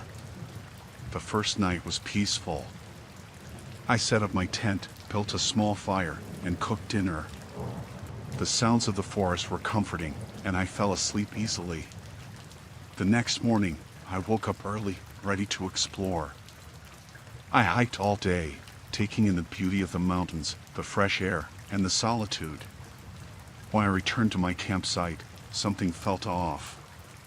My tent was unzipped, and my supplies were scattered. At first, I thought it might have been an animal, but then I noticed footprints. Human footprints. My heart started to race. I checked my belongings and found that some food and a flashlight were missing. I tried to convince myself it was nothing, maybe just a lost hiker who needed some supplies. But the uneasy feeling wouldn't go away. I decided to stay alert and keep my campfire going all night. As darkness fell, the forest seemed different. Every rustle and snap of a twig made me jump. Around midnight, I heard it. Footsteps. Slow, deliberate footsteps coming closer. I grabbed my flashlight and shone it towards the sound, Nothing. The footsteps stopped. I sat there, gripping the flashlight, my heart pounding in my chest. Minutes passed, then hours, but the footsteps didn't return. The next day, I decided to pack up and leave. As I gathered my things, I felt eyes on me. I looked around, but saw no one. I tried to shake it off, telling myself I was just being paranoid. I started hiking back towards my car, keeping a fast pace. After a few hours, I realized I was lost. I had been so distracted by the feeling of being watched that I must have taken a wrong turn. Panic set in. I tried to retrace my steps, but nothing looked familiar. As the sun began to set, I knew I had to set up camp again. I found a small clearing and quickly pitched my tent. I made a small fire and sat close to it, trying to stay calm. As night fell, the feeling of being watched returned, stronger than before. I kept my flashlight and a small knife close by, ready for anything. Around midnight, the footsteps returned. This time, they were closer, circling my campsite. I shone my flashlight into the darkness, catching a glimpse of movement. Someone was out there, watching me. I shouted, telling them to leave me alone, but there was no response. The footsteps continued, slow and deliberate. I knew I had to do something. I grabbed my knife and flashlight and stepped out of my tent. The firelight cast eerie shadows, making it hard to see. I scanned the darkness, my heart racing. Suddenly, a figure appeared at the edge of the clearing. A man, dressed in dirty clothes, with a wild look in his eyes. He stared at me, not moving. I shouted again, telling him to leave, but he just stood there, watching. I backed towards my tent, keeping the flashlight on him. He took a step forward, then another. I knew I had to act. I grabbed a burning stick from the fire and waved it at him. He stopped, his eyes widening. For a moment, we stood there, locked in a standoff. Then he turned and ran into the darkness. I stood there, shaking, not sure what to do. I knew I couldn't stay there. I packed up my things as quickly as I could and started hiking, not caring which direction, just needing to get away. I walked through the night, not stopping until the first light of dawn. Exhausted, I finally found a trail and followed it. Hours later, I stumbled upon a ranger station. I told them everything. They took my report and promised to investigate. I left the mountains that day, vowing never to camp alone again. The feeling of being watched still haunts me. I don't know who that man was or what he wanted, but I'm just grateful I made it out alive.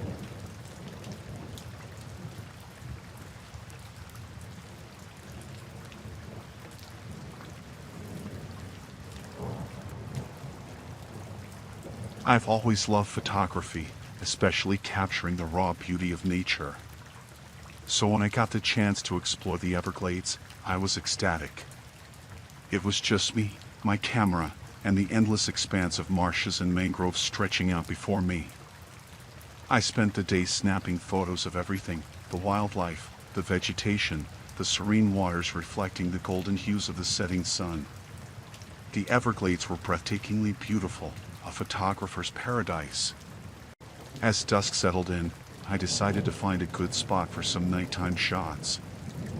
I ventured deeper into the wilderness, following a narrow trail that wound through the dense foliage. The air was thick with the sounds of chirping insects and the occasional splash of water. That's when I saw them, figures moving in the shadows, far off the beaten path. At first, I thought they were just other explorers like me, perhaps fellow photographers. But as I zoomed in with my camera lens, I realized they were up to something else entirely. The group seemed tense, huddled around large crates and duffel bags. They weren't carrying tripods or cameras. Instead, they had tools and equipment that looked suspiciously out of place in the tranquil Everglades. Curiosity got the better of me, and I snapped a few shots, intending to document what I was witnessing. But in my excitement, I must have made a noise, a twig snapping underfoot, perhaps. Suddenly, the group froze, heads snapping in my direction. I knew immediately that I had been spotted. Panic surged through me as I turned and bolted back down the trail. Adrenaline fueled my legs as I ran, the sounds of pursuit echoing behind me. Branches whipped at my face, roots threatened to trip me up, but I didn't dare slow down. Through the darkness, I could hear their voices, harsh whispers, urging each other to catch me. Fear clawed at my chest, urging me to run faster, to escape the men who were now hunting me through the Everglades. I took sharp turns, hoping to lose them in the labyrinthine paths of the swamp. But they were relentless, their footsteps growing closer with every passing second. I glanced back once and saw their silhouettes against the dim moonlight, closing in. With a surge of desperation, I veered off the trail, crashing through the thick underbrush. Thorns tore at my clothes, mud sucked at my shoes, but I kept pushing forward, driven by sheer terror. I had to get away, had to find somewhere safe to hide until help arrived. Heart pounding, breath ragged, I stumbled upon a small clearing. It offered no shelter, but I didn't dare stop. I kept moving, listening for any sign of my pursuers. The night was silent except for the sounds of the swamp, insects buzzing, water lapping against the reeds. I couldn't risk staying in the open. Pushing through the fear, I plunged into the murky waters of a shallow creek, wading upstream to throw off my scent. The cold water numbed my legs, but I pressed on, driven by the fear of being caught by the men chasing me. After what felt like an eternity, I emerged onto a muddy bank and collapsed behind a fallen tree. I strained to listen for any sounds of pursuit, but the only thing I heard was the pounding of my own heart. Had I managed to evade them, or were they closing in? Hours passed, each minute feeling like an eternity. I dared not move, not even to check my surroundings. The adrenaline that had fueled my flight now left me trembling and exhausted. But I knew I couldn't rest yet. I had to find my way out of the Everglades, back to safety. Carefully, cautiously, I crept along the edge of the creek, using the moonlight to guide me. Every rustle of leaves made me jump, every splash of water made my heart skip a beat. I was alone, vulnerable, hunted. Finally, I stumbled upon a familiar trail marker. Relief flooded through me, but I knew I couldn't let my guard down yet. I pushed forward, ignoring the ache in my muscles and the exhaustion weighing me down. When I reached the edge of the Everglades, I practically collapsed onto solid ground. Tears stung my eyes as I fumbled for my phone, dialing emergency services. The authorities arrived swiftly, and I led them back to where I had last seen the smugglers. But by then, the group was gone, leaving behind only their makeshift camp and the crates that hinted at their illicit activities. The authorities assured me they would investigate, but the terror of that night lingered long after I left the Everglades. I never went back to photograph the Everglades again.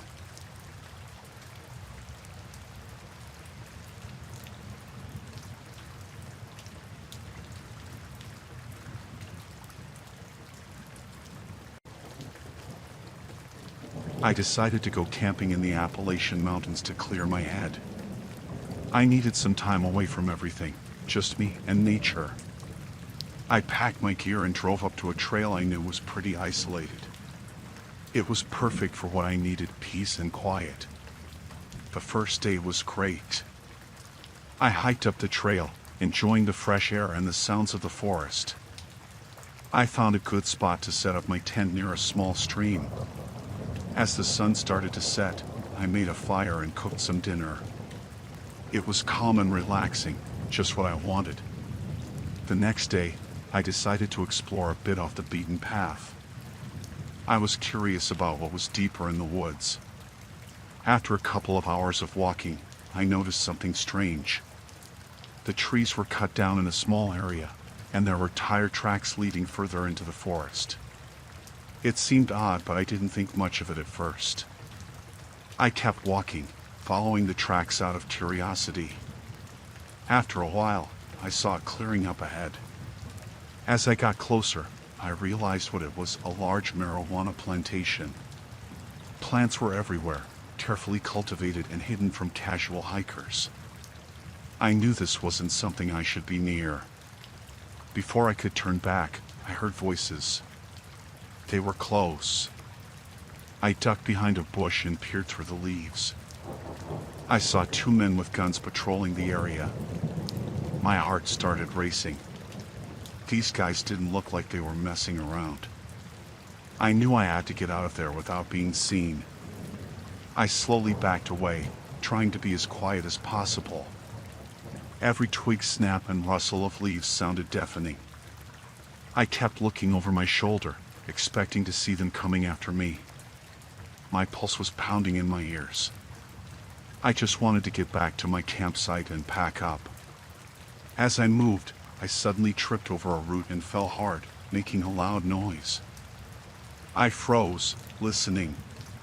The voices got louder. They heard me. Panic set in. I scrambled to my feet and started running. I could hear them shouting behind me, getting closer. I zigzagged through the trees, trying to lose them. My lungs burned and my legs felt like jelly, but I kept going. I couldn't let them catch me. The thought of what they might do if they did was terrifying. I glanced back and saw one of the men not far behind, his gun ready. I pushed myself harder, desperate to get away. I spotted a rocky area up ahead and ran towards it, hoping to find a place to hide. I squeezed between two large boulders and held my breath. I could hear them searching nearby, their voices angry and tense. I stayed as still as possible, barely daring to breathe. After what felt like an eternity, the voices started to fade. They were moving away, still looking for me but not as close. I waited a bit longer before slowly crawling out from my hiding spot.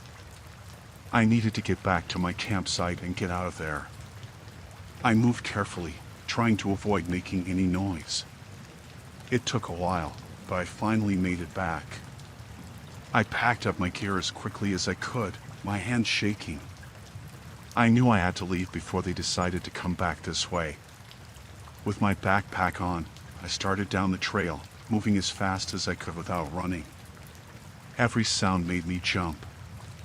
I kept looking over my shoulder, expecting to see them following me. The fear was overwhelming. I just wanted to get to my car and drive far away from there. After what felt like hours, I finally reached the trailhead. My car was still there.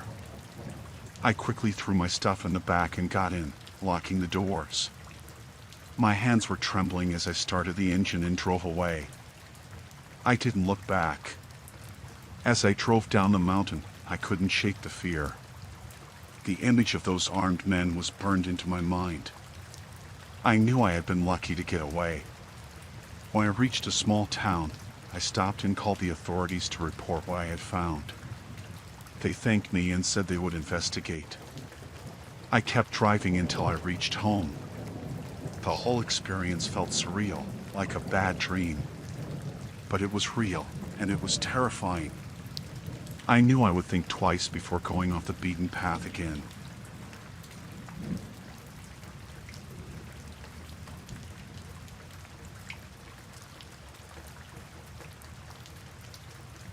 It was supposed to be a routine research trip, just me and my equipment trekking through the rugged terrain of the Rocky Mountains.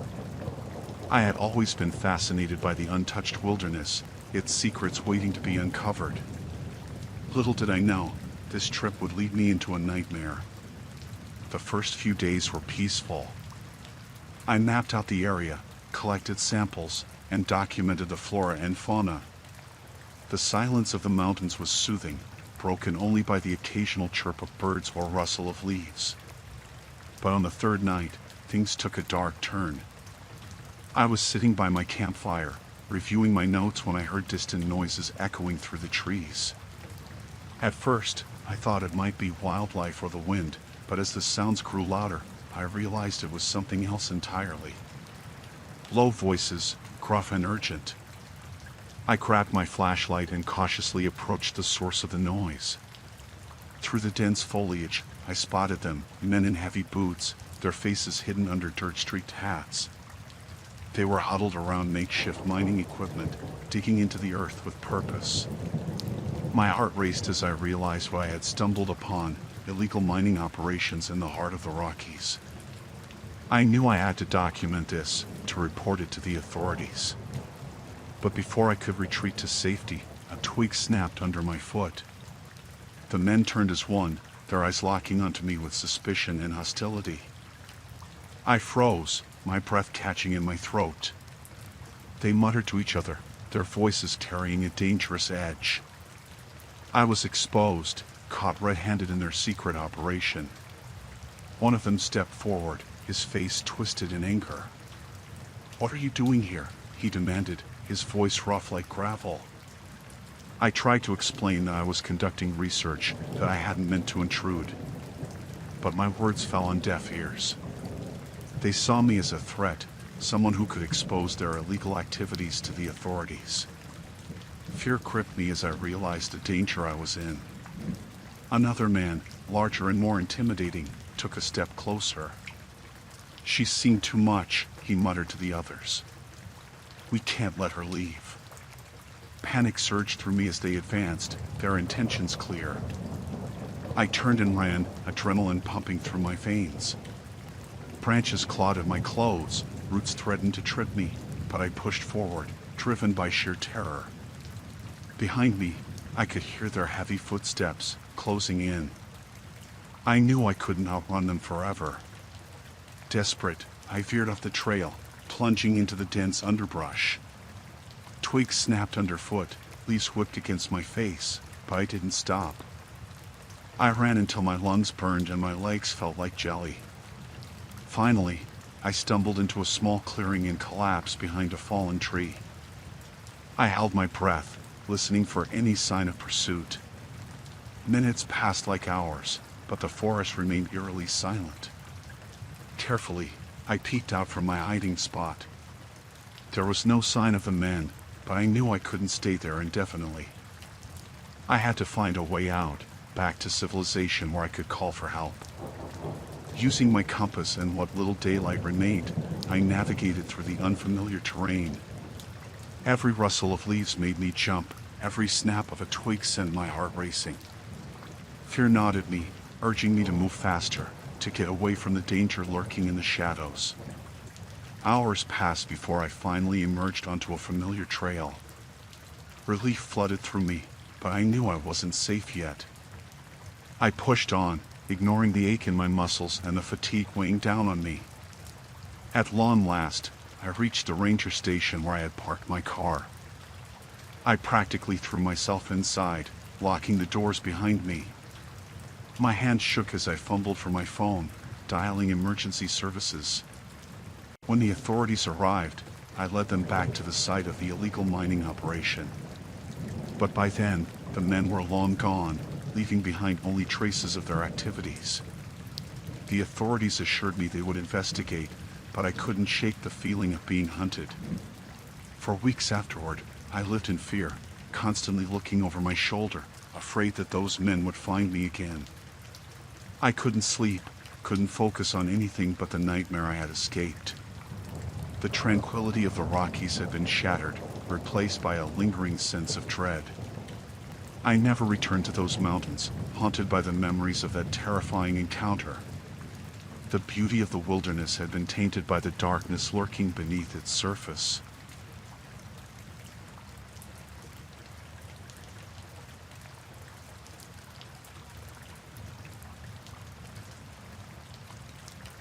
I was deep in the forests of the Pacific Northwest, studying rare plants for my research project.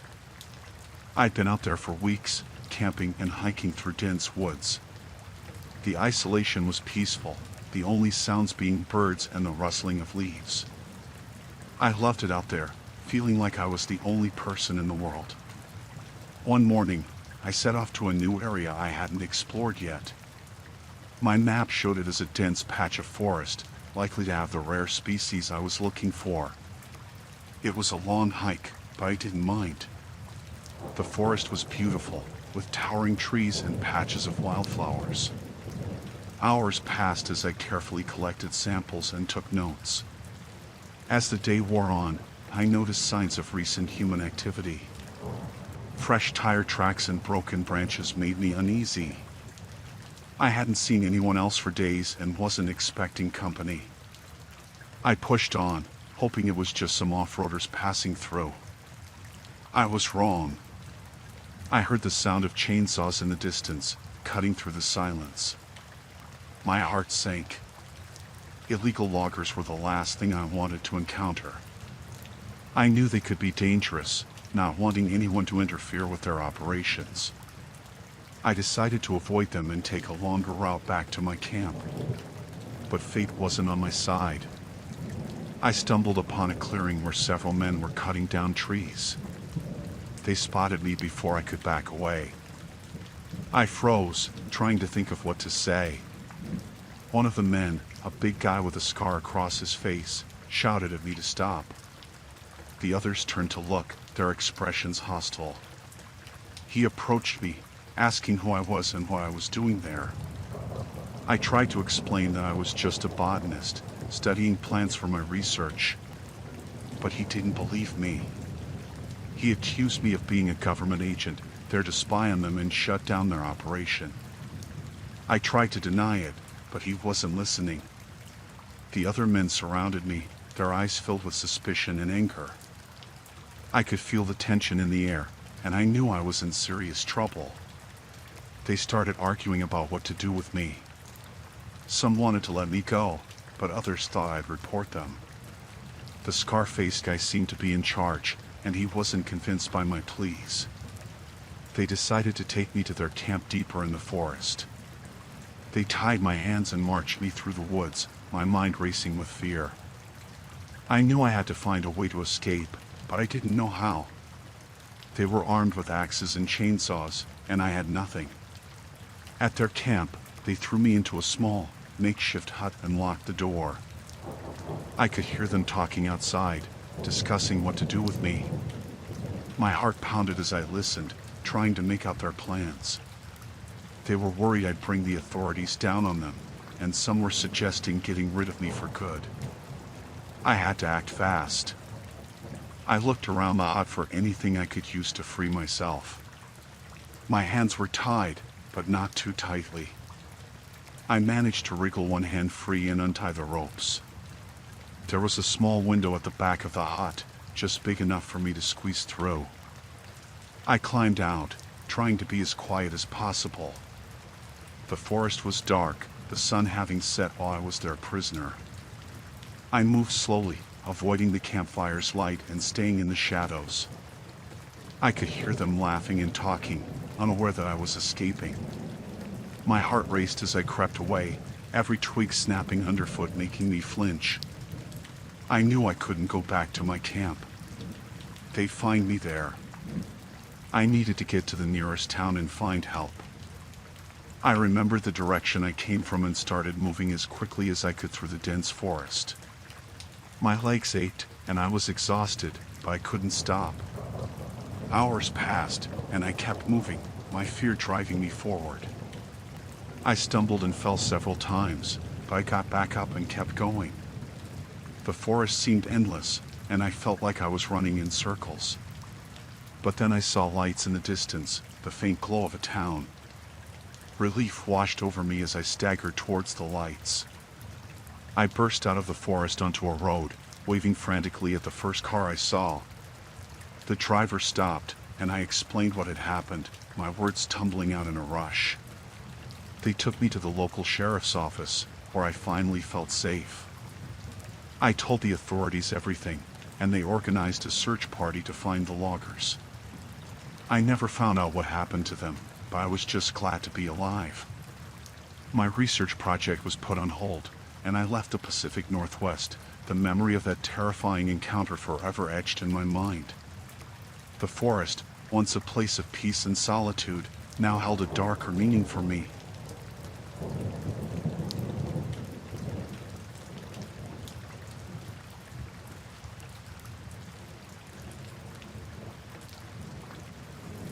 I was in Virginia for a project, researching old Civil War battlefields. It was supposed to be a quiet trip, just me and my camera, documenting locations for a historical book. I drove out to a spot deep in the wilderness, far from any main roads. It was peaceful, just the sounds of nature and the history I was there to capture. I parked my car on the side of a narrow dirt road and hiked in, carrying my equipment. The trees were thick, and the underbrush was dense. I followed an old, overgrown path that led to a clearing. The clearing was supposed to be a site of an old encampment. I set up my camera and started taking pictures, noting the layout of the land and imagining what it must have been like back then. After a while, I heard voices. At first, I thought maybe it was other history enthusiasts, but the tone was different. I moved closer to the sound, staying hidden behind the trees. I saw a group of men, dressed in camouflage and carrying rifles. They were gathered around a makeshift camp, talking and moving with a sense of purpose. My stomach dropped when I realized this wasn't a historical reenactment. These men were real and looked dangerous. I stayed as quiet as I could, watching them. They had maps and diagrams spread out on a table, and they were discussing plans. It was clear they were practicing for something big. I took a few steps back, trying to retreat without being noticed. That's when I stepped on a branch, the snap echoing in the still air. The men's heads snapped up, and one of them shouted. Panic set in. I turned and ran, hearing them behind me. My heart pounded as I crashed through the underbrush, branches slapping my face and arms. I didn't dare look back. I knew if they caught me, it wouldn't end well. I tripped over a root and fell hard, but scrambled to my feet, adrenaline pushing me forward. I could hear them shouting and cursing, closing in. I spotted a fallen tree with a hollow space underneath and dove in, pressing myself into the damp earth. I covered myself with leaves and tried to slow my breathing. They were so close I could hear their footsteps and see their boots through the gaps in the foliage. They searched the area, their voices angry and frustrated. One of them said they couldn't let me leave, that I knew too much. I held my breath, praying they wouldn't find me. After what felt like an eternity, they moved on, their voices fading. I stayed hidden, too scared to move. When I was sure they were gone, I crawled out and looked around. The forest was silent again, but I knew they were still out there somewhere. I had to get back to my car. I moved as quietly as I could, sticking to the shadows and avoiding the paths. Every sound made me jump, convinced they were right behind me. I finally saw the road and my car. Relief washed over me as I sprinted the last few yards. I jumped in, locked the doors, and started the engine.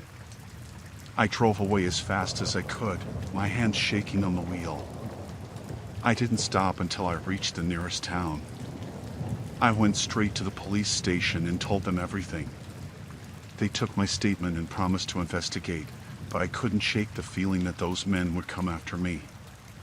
I drove back to my hotel, packed my things, and left Virginia that same night. I didn't feel safe until I was miles away.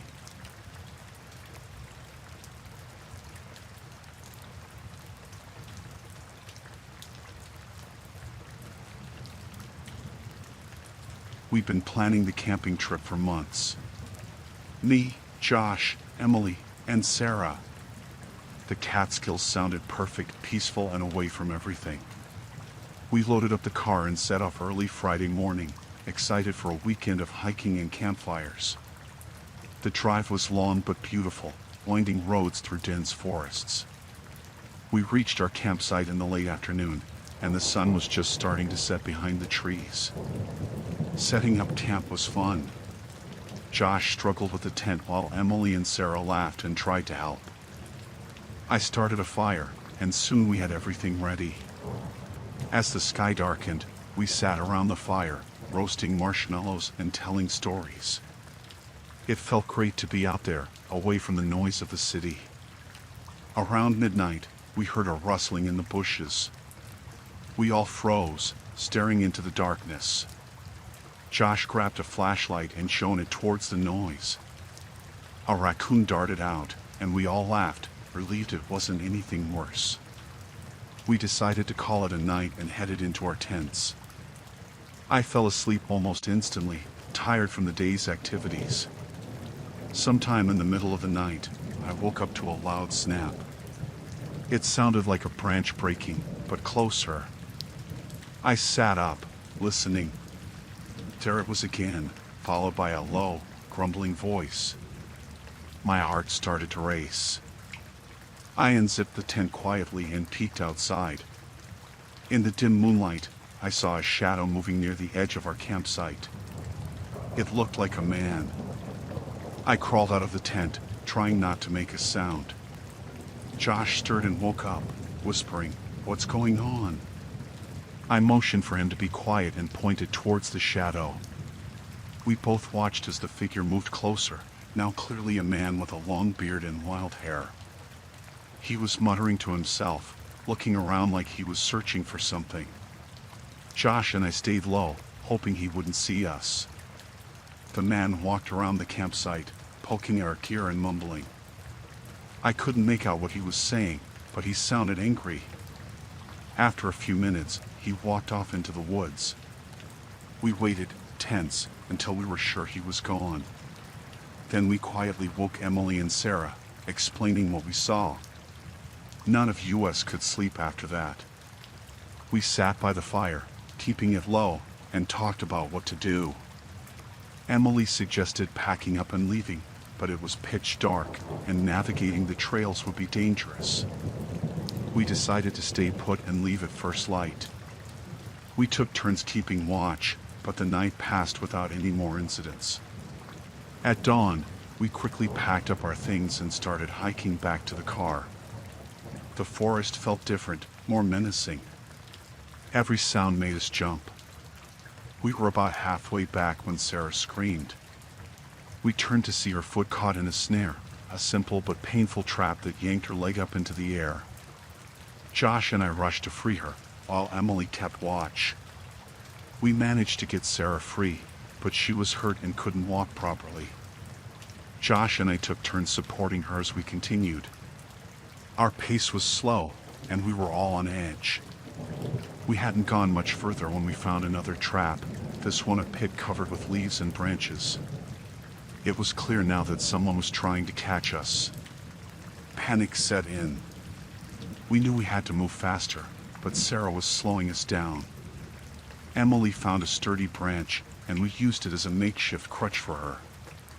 The whole time, I couldn't shake the feeling that we were being watched. The forest was too quiet, the birds and animals seemingly gone. Then we heard it, the same grumbling voice from the night before, closer this time. We ducked behind a large rock, peering out to see the bearded man again. He was walking along the trail, inspecting his traps. He looked furious, kicking at the dirt and shouting to himself. We waited until he moved past us before continuing. Our progress was slow, and every step felt like a gamble. We were constantly scanning for more traps and listening for the man. After what felt like hours, we finally reached the edge of the forest and saw the car. Relief washed over us, but it was short-lived. The man was there, standing by the car, his eyes wild and angry. We froze, unsure of what to do. He saw us and started shouting, accusing us of trying to steal from him. Josh tried to reason with him, but the man wasn't listening. He pulled out a knife and started towards us. We backed away, trying to think of a way out. Just then, a ranger's truck appeared on the road. The man hesitated, giving us a chance to run. The ranger saw what was happening and stopped, jumping out of his truck with his hand on his gun. He shouted for the man to drop the knife. The man looked at us, then back at the ranger, before finally dropping the knife and raising his hands. The ranger called for backup and took the man into custody. We explained what had happened, and he assured us we were safe now. It turned out the man was a survivalist who had been living in the woods for years, paranoid and convinced everyone was out to get him. He'd set traps to protect his territory, not realizing how dangerous they were. We drove back to the city in silence, still shaken from the ordeal. The trip that was supposed to be a fun getaway had turned into a nightmare.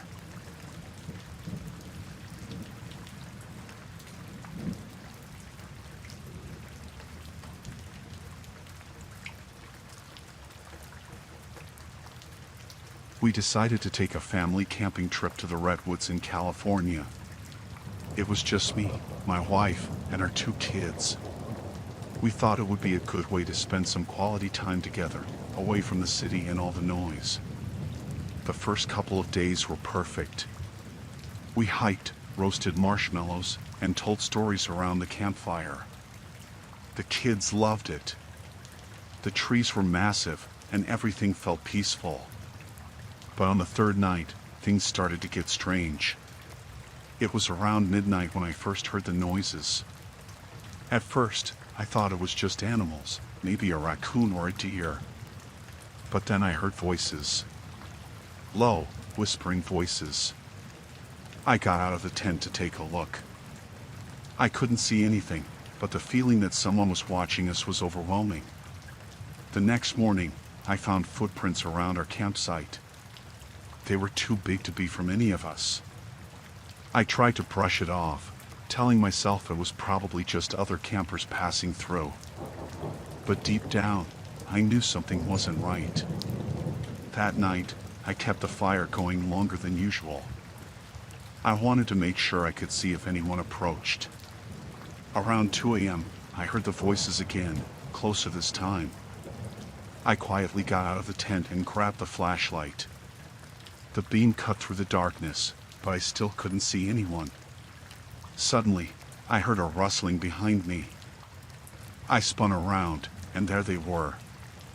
3 men, dirty and wild-eyed, standing just outside the circle of light. My heart pounded in my chest. I knew right away these weren't ordinary campers. One of them stepped forward and smiled. "Nice night, isn't it?" he said, but there was nothing friendly about his tone. I didn't know what to do. My wife and kids were still sleeping, and I didn't want to scare them, but I knew I had to do something. "Can I help you?" I asked, trying to keep my voice steady. "We're just looking for a place to stay," the man replied. "Mind if we join you?" I knew this wasn't a request. I shook my head. "I think it's best if you move along. We're just here with our kids, trying to have a quiet trip." The man's smile faded. "Oh, we insist," he said, stepping closer. The other 2 men spread out, flanking me. I glanced back at the tent. My wife was peeking out, her eyes wide with fear. I knew I had to protect them. "You need to leave, now," I said, louder this time. The man's face twisted in anger. "I don't think you understand," he said. "We're not going anywhere." One of the other men lunged at me, but I managed to dodge and push him away. "Wake up the kids and get to the car," I shouted to my wife. She scrambled to wake the kids while I tried to hold off the men. They were stronger than me, and I could feel my strength fading. But I had to buy them time. I heard my wife scream as she bundled the kids into the car. I took a punch to the gut and doubled over, but I didn't let go of my flashlight. I swung it wildly, hitting one of the men in the face. He fell back, cursing. "Go! Go!" I yelled, stumbling towards the car. The men were right behind me. I could hear their footsteps, their heavy breathing. We managed to get into the car and lock the doors just as they reached us. My wife fumbled with the keys, her hands shaking. The men pounded on the windows, shouting and threatening us. Finally, the engine roared to life. We sped out of the campsite, the men chasing us for a few yards before giving up. My wife drove as fast as she could, not stopping until we reached a small town several miles away. We went straight to the police. They took our statement and told us there had been reports of escaped convicts in the area. They assured us they would search the woods, but I knew I'd never feel safe camping again. That night, in the safety of a motel room, I held my family close. We were lucky to be alive.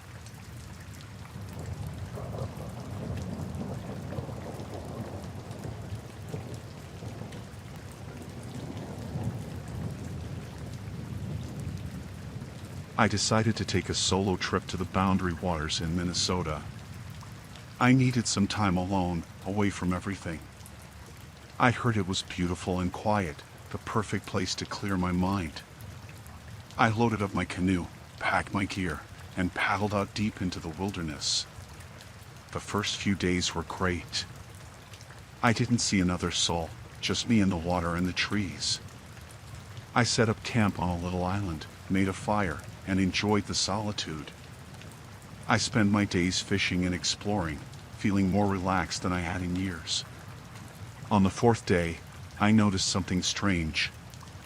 As I was paddling back to my camp, I saw another canoe in the distance.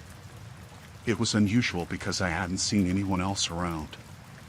The canoe was heading towards a part of the shore I hadn't explored yet. I didn't think much of it at the time, just figured someone else was enjoying the peace and quiet. That night, I heard noises. Voices, low and serious, tarrying over the water. I got up and looked around, but couldn't see anything in the dark. It made me uneasy, but I tried to tell myself it was nothing. Maybe it was just other campers. Still, I kept my knife close, just in case.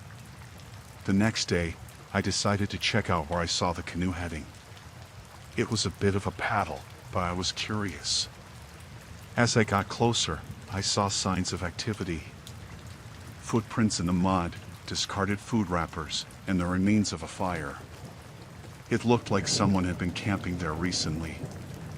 As I was looking around, I heard the voices again. They were closer this time. I quickly hid behind some bushes and watched as 3 men came into view. They were carrying large bags and talking in hushed tones. I couldn't make out what they were saying, but they didn't look like your average campers. I waited until they were out of sight before sneaking back to my canoe. My heart was pounding. Something about those men didn't sit right with me. I paddled back to my camp as quickly as I could, trying to keep a low profile. That night, I couldn't sleep. I kept hearing noises, every snap of a twig making me jump. Around midnight, I saw a light moving through the trees on the shore. It was them. They were searching for something or someone. Panic set in. What if they found me? I stayed as quiet as possible, barely daring to breathe. The light moved closer, then further away. Eventually, it disappeared. I didn't sleep at all, just sat there clutching my knife, waiting for dawn. The next morning, I decided I needed to leave. This wasn't the peaceful trip I'd planned. I packed up my gear and got ready to go. As I was loading my canoe, I saw them again, watching from the shore. They knew I was there. I pushed off quickly and started paddling away, but they jumped into their canoe and followed. My mind raced. Why were they after me? What did they want? I paddled as hard as I could, but they were gaining on me. I spotted a narrow channel and headed for it, hoping to lose them in the twists and turns. The channel was shallow and filled with rocks, making it difficult to navigate. I scraped the bottom of my canoe several times, but I couldn't slow down. I could hear them behind me, their voices angry and close. I pushed harder, my arms burning with the effort. Finally, I saw a small inlet and made for it. I beached my canoe and ran into the woods, trying to put as much distance between us as possible. I hid in the underbrush, trying to control my breathing. They were close now, shouting and cursing. I stayed perfectly still, praying they wouldn't find me. After what felt like hours, their voices started to fade. I waited until I was sure they were gone before moving. I made my way through the woods, keeping off the main paths. I didn't know where I was going, just that I needed to get away. Eventually, I found a small ranger station. I stumbled in, exhausted and scared. The ranger looked at me, shocked at my appearance. I told him everything. He called for backup, and soon the place was swarming with law enforcement. They took my statement and went out looking for the men. I stayed at the station, too shaken to do anything else. They found signs of the men, evidence of their drug operation, but the men themselves had disappeared.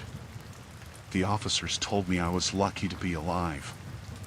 They said the Boundary Waters were known for this kind of activity, though it rarely reached the tourists. I left Minnesota the next day, vowing never to return. The peace I'd sought turned into a nightmare I couldn't forget.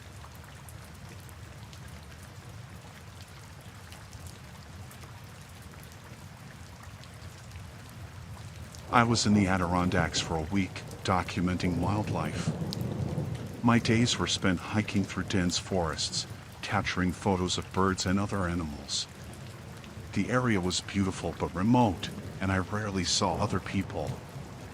On the fourth day, I set up camp near a small clearing. It was a peaceful spot, with a stream nearby and plenty of trees for shade. That evening, as I was reviewing the day's photos, I heard the distant sound of chainsaws. It was odd because I hadn't seen any logging operations in the area. Curiosity got the better of me, and I decided to check it out the next morning. I woke up early and followed the sound, moving cautiously through the forest. After an hour of walking, I came across a group of men cutting down trees. They weren't wearing any uniforms or badges, which struck me as strange. I took a few photos from a distance, not wanting to get too close. As I was about to leave, one of the men spotted me. He yelled something to the others, and they all stopped what they were doing to stare at me. My heart raced as I quickly turned and walked away, trying to look casual. I could hear them talking, but I couldn't make out what they were saying. I made my way back to camp, hoping they would just ignore me. But that evening, I heard footsteps approaching. I peeked out of my tent and saw 3 of the loggers coming towards me. They looked angry. One of them, a tall man with a beard, called out to me. "What are you doing here?" he demanded. "I'm just taking photos of the wildlife," I replied, trying to sound calm. "Show us the camera," he said. Reluctantly, I handed over my camera. They scrolled through the photos, and their expressions darkened when they saw the pictures of them logging. The tall man smashed my camera against a rock, breaking it into pieces. "You shouldn't have taken those," he said, stepping closer. "We don't need any trouble." "I'm not here to cause trouble," I said, backing away. "I'll leave right now." But they didn't seem convinced. They circled around me, blocking my way. Panic set in as I realized I was in serious danger. I had to think fast. I didn't tell anyone where I was. I lied. If something happens to me, no one will find out. The tall man frowned, but he didn't move.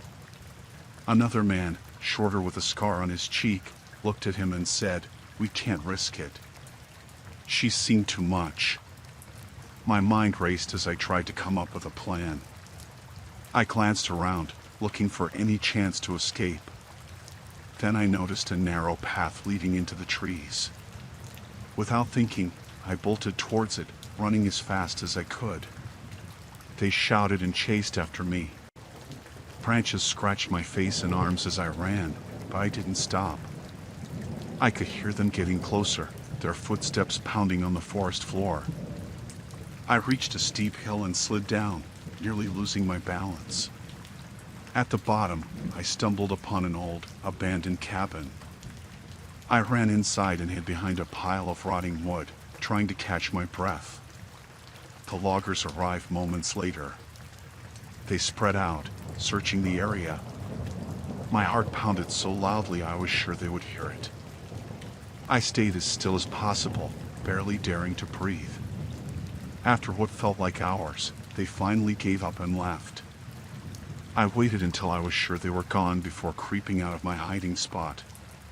My body ached from the tension and the scrapes from my frantic run. I made my way back to camp, grabbed what little gear I could carry, and set off in the opposite direction of the loggers. I walked through the night, not stopping until I reached a small town the next morning. I went straight to the local authorities and reported what had happened. They seemed skeptical at first but agreed to investigate.